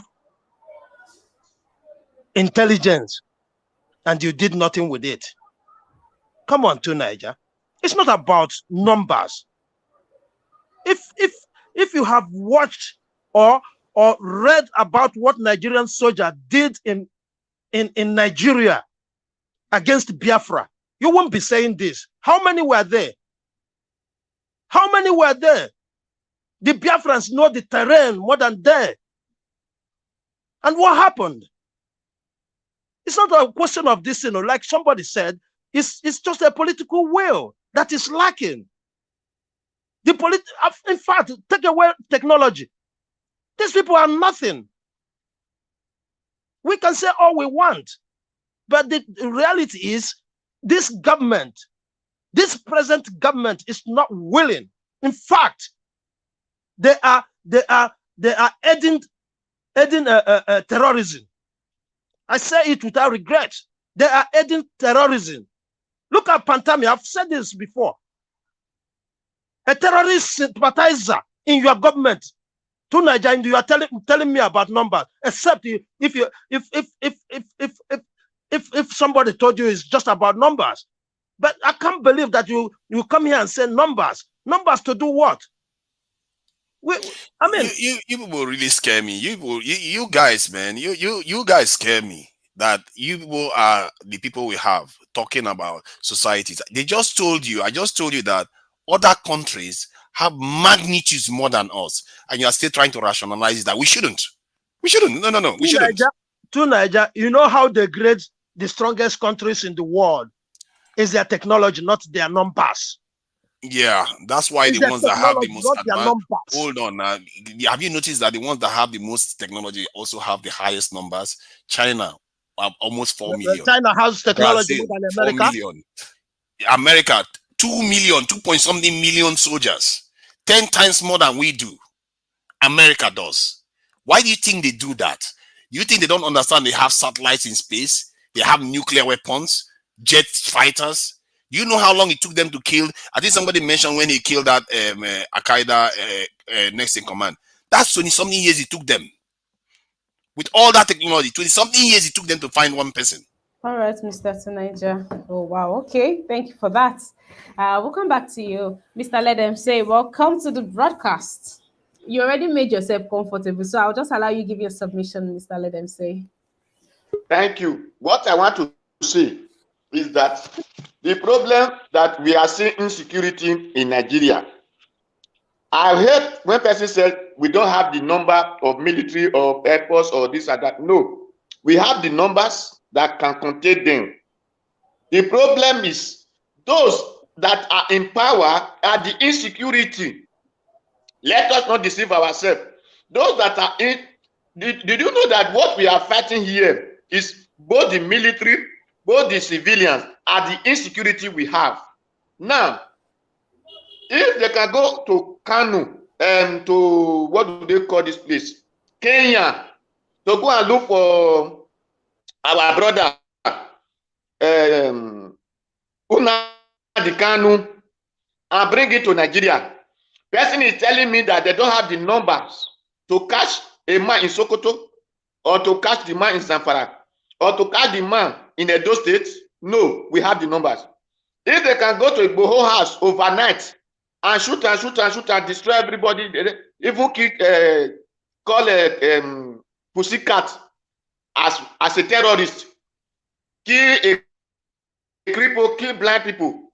Person is telling me that they don't have that number that can deal with people in Kanu or in the other state, Abeokuta or Oyo. No, we have the numbers. The problem here is when this thing is happening, your governor will start to say, oh, no, then they will push money for him. Then he will keep quiet, smart. When these things happen, your senator, they will push money for them, they will keep quiet. Or the military will say, they will start pushing money for them to say they want to buy ammunition. Since good Lord Jonathan time, the money they have been pumping in military to buy ammunition, how many ammunition do they buy? Do we not see that this set of group of people they call terrorists will now go and keep soldiers on their camp who has ammunition and pack their ammunition? And now, did you drive a machine which we call Okada? Did you drive it in air? Is it not ground? You drive it along. You will see terrorists driving Okada with their numbers with their back, with their cohort in their back. At least let me say, even if it is 100 machines, we go on the way. If Nigeria government is not the terrorists, why do they have helicopter? If Nigeria soldier is not the terrorists, why do they have helicopter? Why can't them go? Why do they? I remember one time, one soldier boy said, when they were to go and fight Boko Haram, on their way there, they tell them, go, we will send you helicopter escort that will protect you. So they send them. On their way going, they told those helicopter not to drive from their barrack. So are you not telling me that they doesn't have the numbers? That is the reason. No, it is because those authorities are the terrorists. So they now send those young boys to go and be killed by Boko Harams. See, the thing is, when you send people, if you don't know how conflicts work, it's easy for you to just say stuff. Mr. Senator, I'll get back to you, please. Let them say, are you done with Mr. No, I'm explaining to you. I'm not yet done because you say I don't know how conflict works. Back up your submission. No, back up your submission, please. So move on. You said person through the ground. You said I'm going to support you on the air. As the person start moving, you told the air people not to go. Then you say I don't know how conflict work. My brother Ogbemudia came from my village. Late General Ogbemudia was from my village. You don't know how many people they recruit in my village to fight Biafra war. So if not terrorists that is ruling us, all this insecurity will have not been done. We will have not found it in Nigeria. The reason, you don't know how many people they have arrested in Edo State. The police, they will come from Abuja to release them. So, and in other states like that, they will say just release those people, they will go. My brother, the government, our insecurity, they are the one destroying us. Thank you. All right, thank you for that. Let them say, Mr. John, welcome to this broadcast. Please have good morning, Ima. Sorry, good evening. I forget you guys are on the other side of the world. Good evening. How are you doing? Well, thank you. Good. I've been listening a little bit. It's always I guess it's not surprising anymore how people defend the indefensible. But let me ask you a question, Ima. If your house was insecure, is there a point where you would stop trying to come up with ideas or precautions to protect it? What I'm asking is, would you go to any length to make sure your house is secure? As soon as possible. As soon as possible.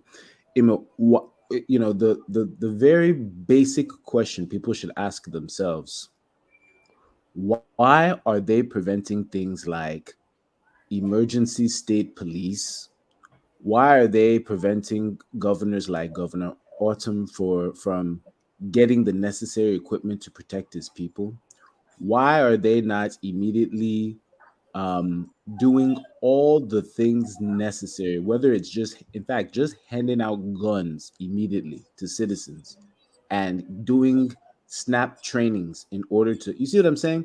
Like, when you're in a crisis situation, and by all measures, Nigeria is in a crisis situation.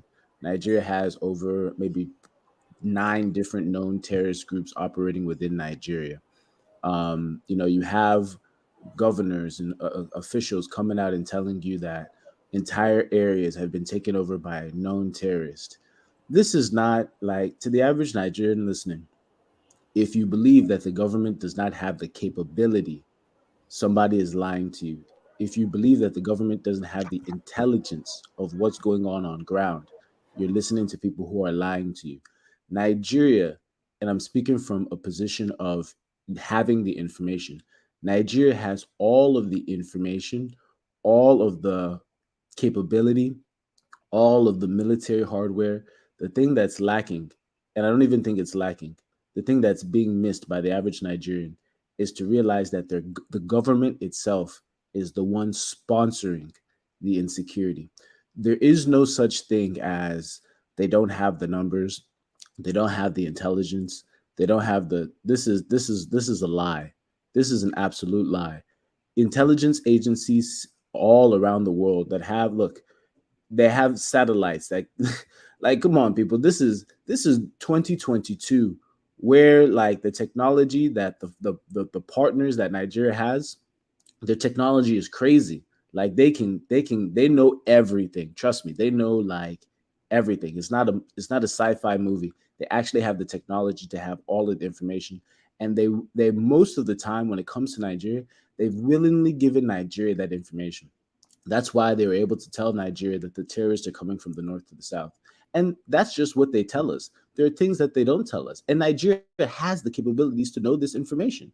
They just the truth is that Nigeria is sponsoring insecurity inside of Nigeria. Why else would you not immediately start making sure that states have the ability to protect themselves, that citizens have the ability to protect themselves? Like, last yesterday, my wife and I were talking, and I was just like, Nigerians are living in like a parallel universe where like insecurity is the norm, and people think it's normal. Insecurity is like all over the place, and people think it's normal. It's not normal. Even they have all the capability, they have all the material, they have everything that they need. They just don't want to do it, and that's the truth. That's seriously the truth. Thank you. What else did you guys talk about today? That's it. That's basically what we'll be talking about today. This is the afternoon show, not the newspaper review. So we're long done with the one that has, a tale of all that discussion. So it's just this one. All Yeah, right. if it's if Mr. it's about if Tunaja, it's about if it's about insecurity, anybody coming to tell you that Nigeria doesn't have the ability to protect, like, you know what I mean? Because what is ability?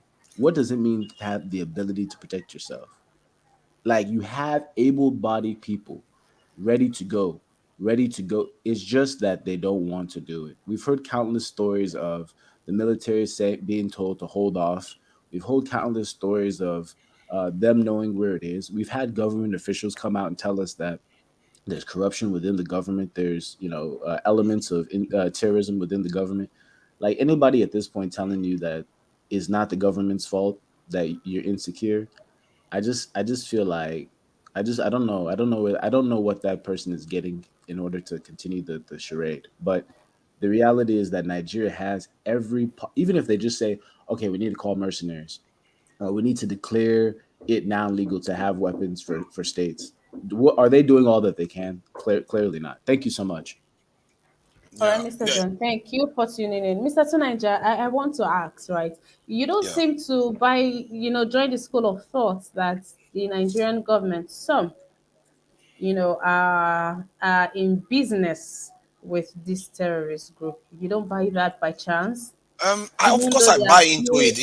It's part of the furniture. It's part of the furniture of every state. You always have saboteurs doing stuff. But the So big the you tra- but you do not think that's one of the strongest reasons why this insecurity has become very prevalent in our society today, and that's why it's almost swallowing Nigeria. Do you which on a scale or scale it now, thinking this government are part of the reasons they are safeguarding this their colleagues, or that's because we don't have the military strength? Which one scales more on your thoughts? we don't have the military strength. That it is not just even my opinion. It's look at the data. No, It no. tells you Aside from exactly aside that. aside from the data, I'm talking about your opinion right now. Which of them do you think is more of the problem here? That we don't have the strength, the numbers, or because they are backed by strong government officials? We don't have the strength militarily. That is our Okay. biggest problem. It's I always hope I been hope our that biggest problem. I And hope that will be looked into, because that's also a concern. No, that's also a concern. I hope that will be looked into. Please, okay, say what you want to say in another 1 minute, please. I move on to yeah, someone else. and when people always you tell them that technology is not the issue, they still they dodge to another area. They keep weaving and diving, and it's like, what are you against? Why would any human being be against his country becoming militarily strong? I don't understand what this nine idea where it's almost like these people. What I don't understand it. What is your problem with having a strong military? You have to be able to have a strong military. This gentleman that spoke just now talked about if you have a security problem, the first thing you do is plug that security gap. we have not been secure. It's not only Nigeria. Benin Republic, just till the last month when I read it, they said they have already had 22 attacks in their country. Some of the countries that are not even having attacks right now, they are living on a wind and a prayer because we have not been exposed to a first world conflict. Our problem is that we keep fighting each other with machete and all the rest. We've been doing it. We've never been exposed to something like this before. The America has never attacked us before. We have never seen the first world conflict for 500 years. Hence, we are asleep. We think this is how it's supposed to be. This is not how it's supposed to be. Our military is not supposed to be this weak. Our education system is not supposed to be this weak. Our this in the economy is not supposed to be this weak. Everything we do is weak. And it starts from the military. If you don't build your military, because the military creates order in any country. If you look at the charts of the strongest military and the strongest the states that have the highest amount of police, if you look at the highest amount of the most policed countries, it doesn't correlate with security. But if you look at the military, it correlates with security and prosperity, especially prosperity. Even in Nigeria, even in Africa, look at this country that is under embargo, Eritrea. This country, one soldier defends 25 citizens. One soldier in Eritrea, in Africa here. And guess what? They have one of the highest literacy rates in Africa, 90-something%. And they are the only country to vote against the West when it comes to Ukraine and Russia war. They voted against the West. They didn't just abstain or vote for them. They voted against them because they have their own voice. They can defend themselves. They can speak for themselves. But look at us. One person to defend 2,000 people, and we expect them to send people. Do you think that Eritrea is stupid to have one soldier defend 25 people and 25 citizens? They didn't do that. They did it because they knew that if you don't have technology, you have to make up for it with the numbers. All right. When I listen to Tunajah speak, and Tunajah, you're obviously a really eloquent person. You have your passion about Nigeria. You believe in one Nigeria. I don't believe in one Nigeria for very obvious reasons. But it's you often put the cart before the horse. You often say things that would be great in an ideal situation. Yes, nobody here is against. Well, I'm not going to speak for everyone, but most people in Nigeria would not be against a strong military. Most people want their country to be secure. Most people want their economy to be working. Most people just want an environment that works for them. The thing that you often miss is why don't we have these things? Because the structure of Nigeria is a failed structure. If Nigeria was set up properly and it was actually a country as opposed to a forced union, there would not be a problem with military structure. There would not be a problem with state police, local police, city police, town police. There wouldn't be all of these problems. We often put the cart before the horse. You're expecting Nigeria to do things when the actual structure of Nigeria is the problem. Yes, it'd be great if we had a stronger military. What's preventing us from having the best military possible? What's preventing it's like Nigeria's not a country that just came up yesterday. Nigeria's been around for many years. From the oil that it's gotten and from all of the money that it's generated, there's nothing that has stopped Nigeria from producing the weapons that it uses. There's nothing that has stopped Nigeria from investing in education. There's nothing that has stopped Nigeria from doing all of the things necessary to build a cohesive environment. The only thing that has stopped Nigeria is that it's not a sincere union.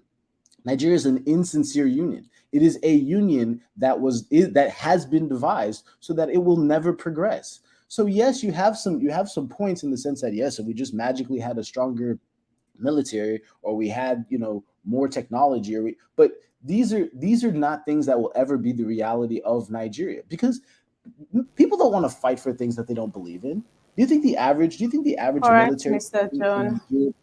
excuse me, Ima, do you think that let me ask you a question. Do you think that the average Nigerian is truly patriotic to Nigeria?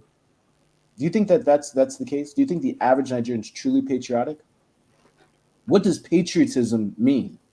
Is patriotism where you have millions of people in IDP camps and people don't even care about it? They're talking about BB Niger or whatever nonsense that there is patriotism where you accept that criminals move from one political camp to another political camp.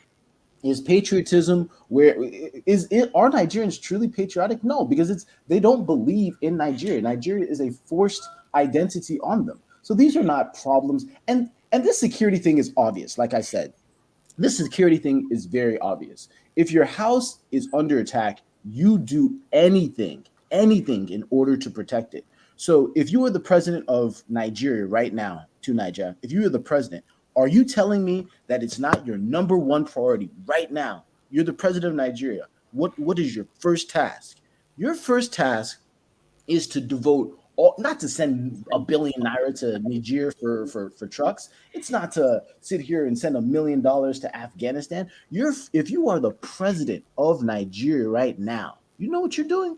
You are at serious war. You're not playing games, making excuses, coming up with nonsensical statements. If you have to make sure that governors have the ability to move weapons into the hands of individual citizens to protect themselves, that's what you do. Because in the country you are in right now, wherever you are, you're probably in America or in Europe or in some developed country.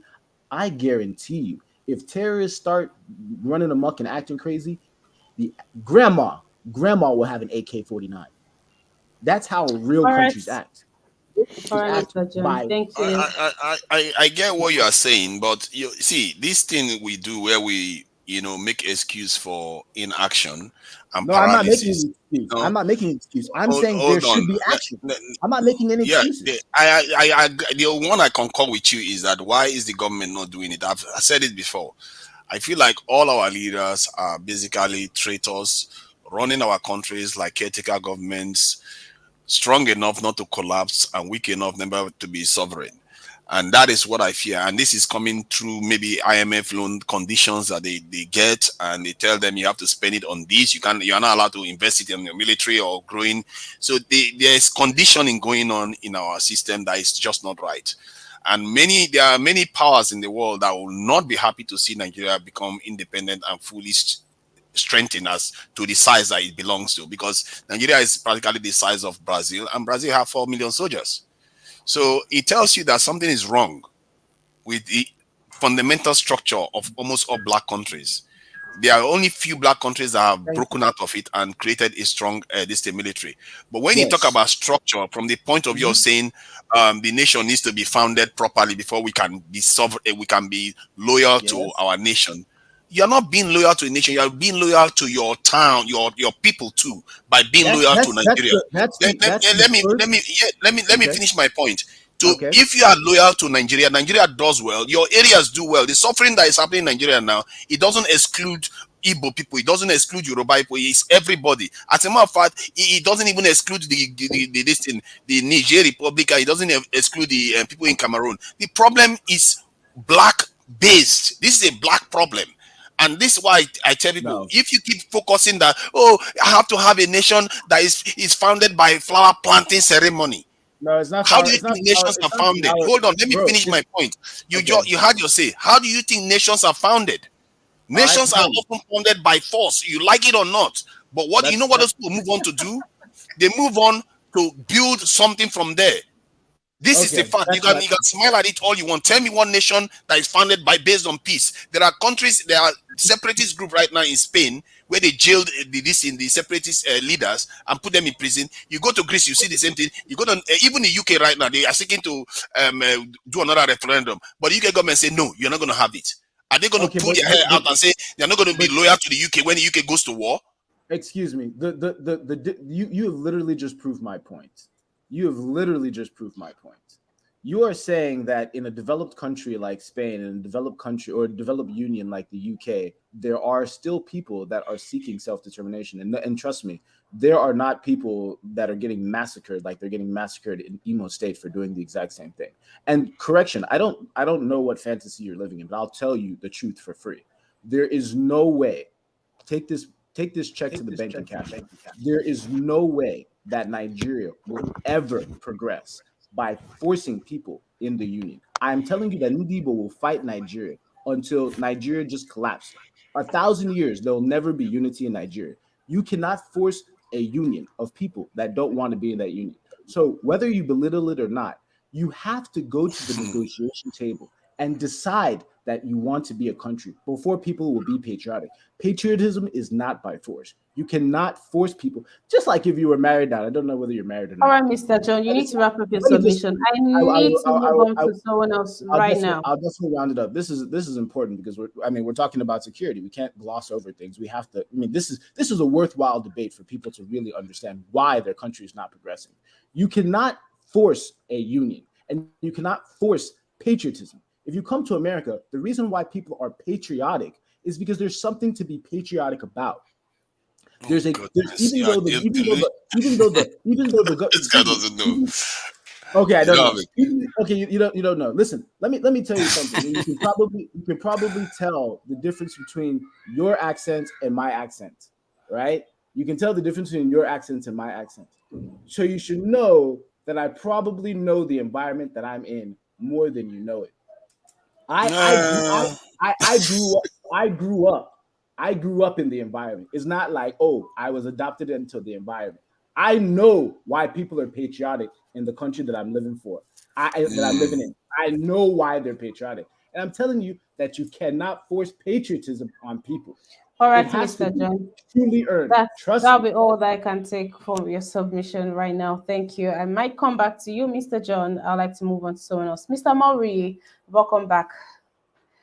Please, in another 2 minutes, give your submission.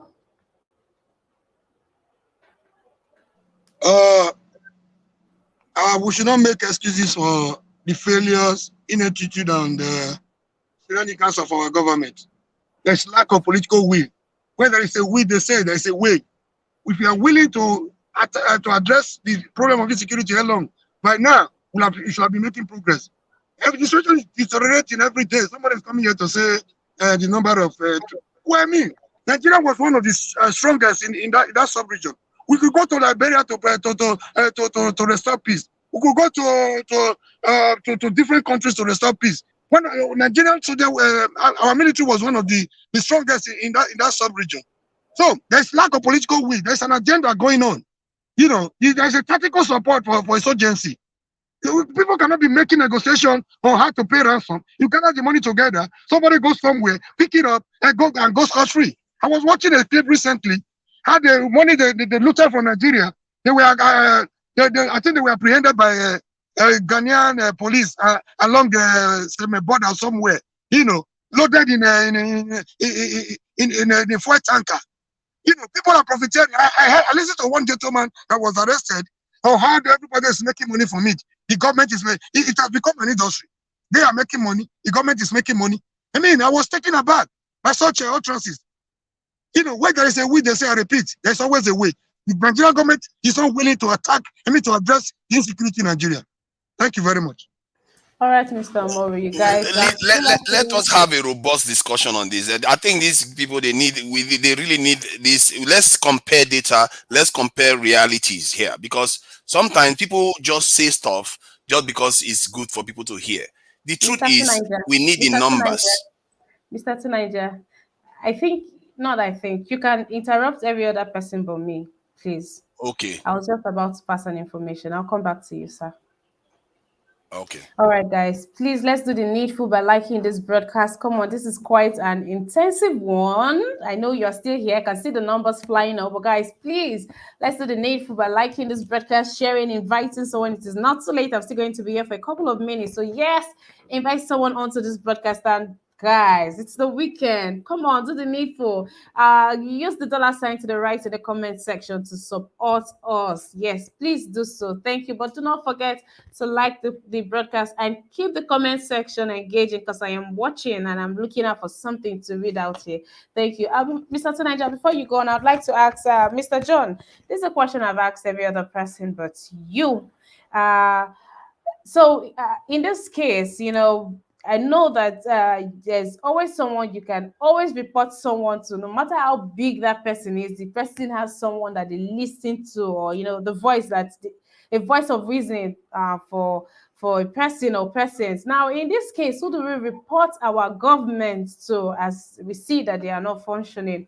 Who would bring Ima, about the change? Who is that big brother that we can report, the Nigerian government to? Ima, this is an amazing question. I'm so glad you asked me this question because the answer, when you look through history, is not too far away. Okay, it being a citizen of a country, right? It has responsibilities. When people come together, they make certain negotiations about how they're going to live together. It's called a social contract, all right? And then when people decide that they want a government to represent them, they give that government that they delegate that responsibility to the government, but they delegate it with strings attached, all right? So when a government starts going astray, the people who keep that government in check, not just by voting, is not just by voting, but when you look through history, it's not just by voting, it's also by force. The people who keep their government in check, the individual or the entity that keep the government in check, is the people. You understand what I'm telling you? Nigerians don't know this because they know it, but they haven't experienced it because Nigeria is a colonized creation of Britain. But if you look at British history itself, go and look at British history. Is it not in British history where the people themselves cut off the head of their own monarchs? I'm telling you, is it not in Britain, that UK that colonized us, that the people themselves rose against their government in order to get the level of democracy that they have today? British people didn't wait around seeking for them to for the government to give them what they wanted by peace. British people took what they forced their government to act the way that they did it in France, they did it in Spain, they did it all around the world. They only didn't do it in the countries where the people didn't have the boldness. And those countries today, when you look at them, those people are living in bondage. So what I'm trying to tell you is very simple because we're a collection of different nations that have been forced together, and the government has found a way to capture the state, meaning that they control the resources, they control the politics, they control everything, and people are still trying to figure out what is the solution. So who is that big brother? Because we have a lot of in our culture, you generally, when something is going wrong in the village, you go to Igwe, you go to somebody, you go to your village chief, you go and you to see it to mediate dispute. So you're always looking for that wise elder to come around and speak sense into people. Well, that's our culture. We're waiting for that wise person. We're waiting for that big brother. The big brother is the big sister is every single person in the community. If Nigeria truly wants to do anything reasonable, the average person on the street needs to feel that it's their personal problem that All right. Nigeria is not working. And they have to take it upon themselves to do whatever it takes to make that. We're talking about a country of 200 million people. Even if you have 36 states and you have a governor, a deputy governor, and you have maybe, let's say, another 10 different politicians that are important in the state, is there more than 7,000 people that control the direction of Nigeria together, enslaving 200 million people, and we're all just waiting around for it to get better? Nigeria must take its destiny by force. That's what I'm telling All you. right, If Mr. you, John. if All right. Message Ima, gotten what loud country and are you living in clear. today? Ima, what country are you living in today? Is that a question for me? Yes, what country are you currently in today? Oh, I mean Nigeria, Lagos, Nigeria. Okay, have you lived outside of Nigeria for an extended period Uh, of time? yes, What country have you lived in for an extended Benin, period? Benin Republic. But have you lived outside of Africa for an extended period of time? No, no, no, I haven't. Okay. If you go to, let's call it any other Western country, Europe, or it just takes some, or just if you read their history, you'll see that they took their future by force, and there's nobody can come here and deny that. If you go and you read their history, the citizens of those countries that we say are developed today, the citizens took their destiny from the government by force, no All right, exceptions. Mr. John. I think that answers the question. Thank you. This is from Okay, let's go to We Move. We Move says exactly, and that is the patriotism we are talking about. Yeah, I think you did hit the nail spot on. You got me jotting something. Thank you, Mr. John. That was a good one. Thank you, Mr. Tunanja. Yeah, patriotism, isn't it? Like those people that were expressing patriotism when they came to America, that was their land. They were expressing patriotism too. And when they beheaded Oliver, this in Charles, by Oliver Cromwell's court, it was because he betrayed the country. He basically sold the country out. And remember, it was based on force. People, when you talked about force and you said it's the people, that is what I'm saying. And what you are missing from there is force, the ability to project force. What we do now is the opposite that I'm arguing against. However it is, we still need to be able to project force. If you keep saying these so-called soldiers we have are so formidable and all the rest, no, they are not. They just appear formidable because they break human rights law and they kill people all over the place. They appear strong. They are not. Even with demonstrable evidence and example that even the strongest military cannot contain a nation, that it took it more than 20 years to find one terrorist guy to kill. What else do you need to know? This level of weakness that we exhibit, where we say, oh, we shouldn't defend ourselves because we don't like the situation of our country is work out. Me as a man in this life, if I leave my children undefended when an armed robber is breaking through the door and say, because I don't like the landlord, the so-called arrangement they gave me, I don't like it. What kind of life is that? This is an excuse of excuse for paralysis, making excuses that you don't have perfection, so it becomes the enemy of the good. Our people have been suffering for decades right now. We keep saying, you know what, until we get patriotism, we feel good in our hearts to defend our land, the land that gave you life. You have to feel good before you defend it. What else do you need? It's giving you life. If you don't like it, let some other person do it for you. They've helped us with it before. They enslaved our forefathers and they colonized us. And that's what they are still doing today. How is it that they are even more paranoid than we are? How is it that China is more paranoid than we are? They were not even enslaved like us. What do you need? What else? I'm telling you, I think there was this program Nigerians do all the time where somebody goes to heaven and he goes to talk to God. If we go to God, God reserves the right to choke us in the deepest pit of hell. Because everything he has given us, we are spat it back in his face and say, the others have everything. The others have nothing. We've had history. We have one of the best continents on earth. We've been given human beings 7 foot tall, some of them 8 foot tall, and yet a 5 foot Asian man can manage to put himself together and defend his own territory better than we do. And we keep making excuses that, oh, you have to have patriotism, you have to have this before we do. What kind of weakness is that? At this rate, if somebody orders food at Mama Buka, we have to have constitutional reform before we can order this food. Before you cross the road, oh, the light changes. Oh, we have to have constitutional reform. Everything Nigerian men have an excuse for it. It's like professors of problem for every solution. That's what we have. We are not leaning forward to look at the problem that we are facing here. And this is not a laughing matter. Lives are at stake. The world is moving on. They are not waiting for us. People are talking about hypersonic missiles, quantum computers, artificial intelligence, and all kinds of advanced technologies. And we are here arguing about, oh, the arrangement we have, we don't like it. We can't move forward. How can we move forward? We have to keep talking. The same mistakes our forefathers made. We keep arguing amongst each other when everybody's circling around us like wolves, waiting to take us apart. And we keep making excuses. I don't understand that kind of mentality. For me, it's so clear. You are strong. I don't care whether it's a Muslim man that makes us strong or an Igbo man that makes us strong. It doesn't matter, because right now we don't control anything. I don't understand why people are worrying about, oh, my feelings here. No, this is not my feeling. We are all in jail. We are all in jail. We are all in a camp right now that we don't control. You think we control this country? We have not taken over our country. The land that you claim that you want to be patriotic to, you don't own it yet.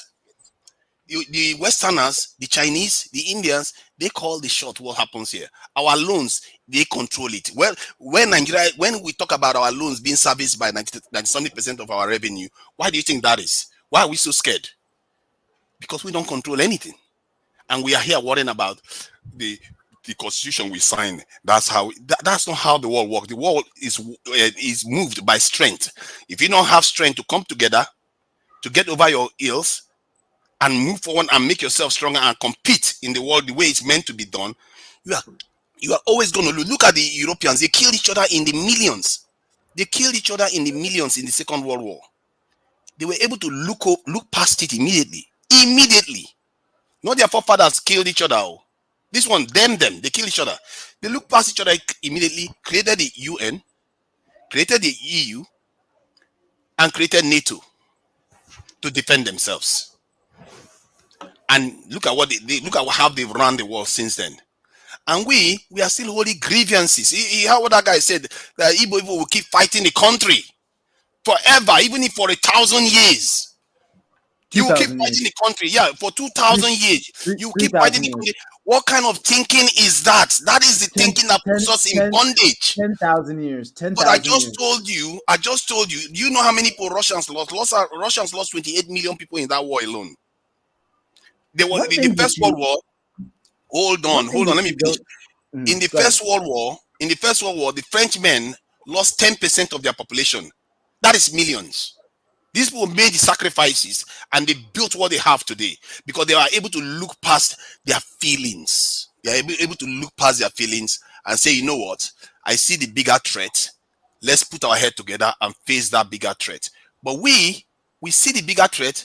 We say, let's keep fighting ourselves because that's the one that is going to make us grow. As if we don't know the saying that together we stand, divided we fall.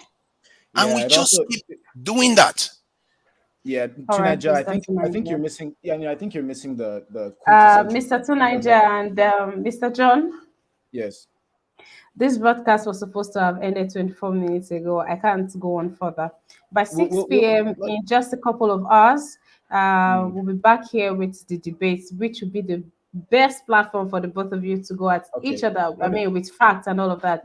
Because there are people out there who wants to learn also. So please bring it back on. All right, Mr. Johnny. Let me just make my closing remark, okay? When I say 10,000 years, I actually mean forever.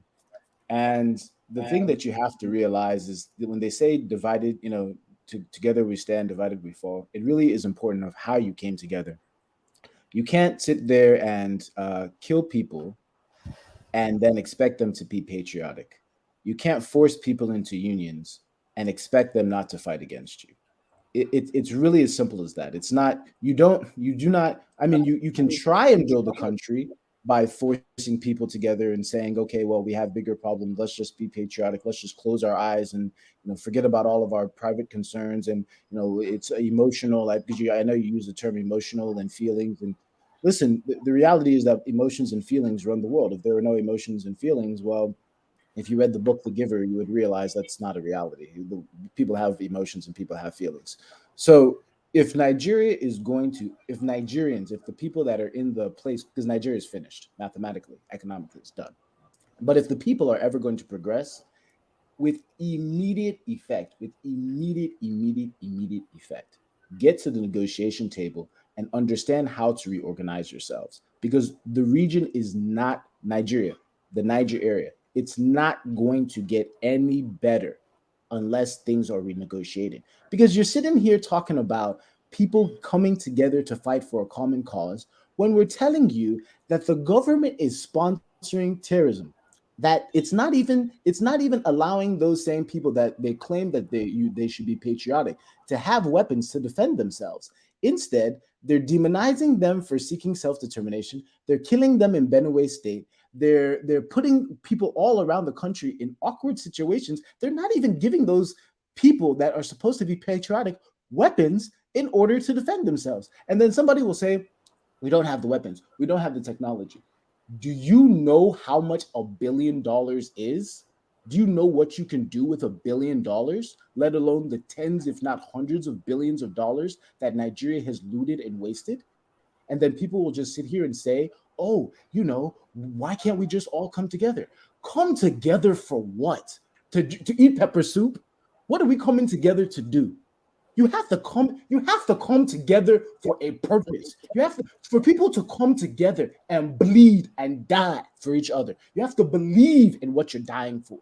Nigerians do not believe. If I give you $100,000, Ima, or 200, if I give you $1 million and an American passport, Ima, you will leave Nigeria and nobody will blame you and you won't come back. That's not patriotism. People don't flee countries every single day unless there's a problem. Nigeria has a fundamental problem. Fix the fundamental problem. You're sitting here, come together to do what? Come together to do what exactly? All right, Mr. John, thank you for that Like I submission. said, feelings. Yes, You feelings know, now.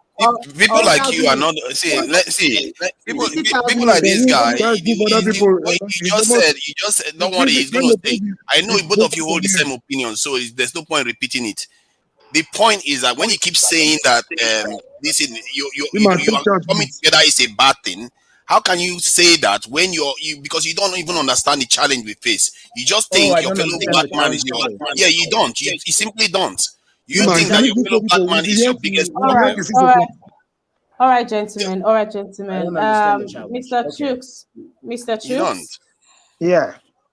Yes, Mr. Chooks. Please, 1 minute. You'll be my last speaker for today. Okay. Well, I'm not a chance to reply to him though. Go ahead. Go ahead. Yeah, tonight, just sometimes when I listen to you, it sounds as if you are confused. You said the Europeans, they came together and they formed UN. They came together and they formed European Union. Nobody forced them into that union. They came together. So I don't get what you mean when you said we shouldn't come together and discuss what puts us together. Listen, to Niger, I believe that is the foundation. If me and you don't discuss how we're gonna be together, it is impossible for me and you to be together.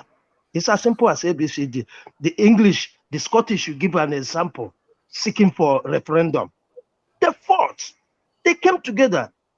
They didn't force them to be in this union. And that's why they have the right for that referendum. So I just want to make that clear to you that, the way you see Nigeria as a perfect country. It is not. Everybody in that union was forced to be in that union. And until we come together and discuss it. How do you say the previous speaker said that the Igbos will continue to fight? Yes, because we want we know what we want. You don't force people to be with you. I'm sure maybe you are married. You don't force that woman to be with you, and that woman cannot force you to be with her. It's as simple as ABCD. It's a God-given right. It's not even a human right. It's a God-given right. So that's my take on it. Thank you. Okay, Mr. Chooks. Please let me reply to these people, please. I'm the only one defending only one side here. They are both of them are on the one side. But you think you are better than everybody? You think you are better than everybody? I don't think I'm better than. Generals Hold in on. Nigeria have come out and I said don't the same think I'm thing. better than you. I'm just telling you that I am tired of. If you look at the data, I don't know whether you have actually looked at the data yourself. You can Because look at sometimes I data, feel that but you don't know what to do with data. You just talk from feelings. How are you You going don't to talk force about people looking to at the be with data. you? See, But there how are are so you many. See, All let right, me finish my gentlemen. point. All How are right, you? gentlemen. What's All your right, plan to gentlemen. force people? Dima, let him just answer Yes. this question. What's your plan Mr. to John, force Mr. people? John, Mr. John. Ima, just answer this question. How will you force people to be with you? Just how will you force them to be with you? By force, right? It's going to be by force, right? Because you know why? Because every nation is formed like that. There's Okay, so these it's going to be people by in force. Iraq right now. See, hold on. You are going to have your chance. See, let me tell you something. I'm not against you having discussion. But right now, we are Please facing a take charge. challenge. Take charge. The Take government charge. is not, is the Referee, government, you on fire. can I say what I need to say? You are facing a challenge right now. The government is saying that the country is insecure. You are still be saying, you know what, before we even take care of that insecurity, let's talk first. Before we do anything, even we are getting recolonized today. You guys should still be saying, let's talk first before we stop the They're killing colonizers. people in the southeast right This now. is kind of That's people, this kind of mindset we have. This kind of Ima, mindset, Ima, even if can foreigners you come mute today these and people? want to Can you shoot all mute of us them? and kill all of us, people like you will still be saying, let's talk first until we found our nation properly. Otherwise, let us all of us die. Do you care for your children? In fact, I do. That's Because why of your this. feelings, Exactly. you will not band together and say, enemy of my enemy is my friend. Nah, you will not do that because your logic is that as long as I don't get exactly what I want, let all of us die. Rather than Igbos being slaves in Hey, Nigeria, God. Nigeria can burn down for all I care. Nigeria will burn to the ground. You just made my point. Exactly. You just made my point for me. Slaves in Nigeria, That is they are not slaves. They are not slaves in Nigeria. That's them. They'll tell you. Let me tell you something. The people that have had the best out of Nigeria are the Igbos, Hausas, and the Yorubas. The South have lost out far more in Nigeria. Sometimes we are not very objective the way we look at things. Igbo people are the most traveled group in Nigeria. And yet you guys are the ones that are so eager to say, let's break away, let's break away. Educate you that best with your no electricity, no infrastructure, and killing us. You are talking out of trauma. You are talking out of trauma of the past. Now you're understanding it. You are not. But a man can't make decisions based on trauma. A man can't make decisions based on trauma. We have to self-regulate here. Let's have an educated conversation. You can't make decisions based on trauma. When the hyenas are still in control. Are you still in control? She's not here. She's going to come back. So now you want to act as psychologists to cure the trauma, to force people to be patriotic in something they don't believe in. I'm not forcing you. I'm saying I'm just saying it should be rational. I'm just saying it should be rational. If somebody's breaking into your house, all right, gentlemen. I'm just saying it should be rational. If somebody's breaking into your house, you don't exactly. The same people that are breaking into the house. All right, gentlemen. Mr. Mori. Mr. Mori, please give your submission. Thank you. I just want to conclude by saying, see, what you are experiencing here now is the problem of Nigerian nation. We are stronger together. There is strength in unity, but we cannot have peace if there is no justice, equity, and fair play in the land. We are stronger together. There is strength in unity. We cannot live together without justice, peace, and fair play. Thank you very much. All right, thank you for that. Mr. Tinaja, please give your submission, please.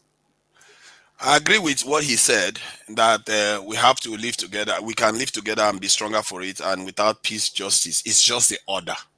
Sometimes when we keep putting justice and equity first, because remember, the reason with the issue about justice and equity sometimes is perceived injustice and perceived inequity.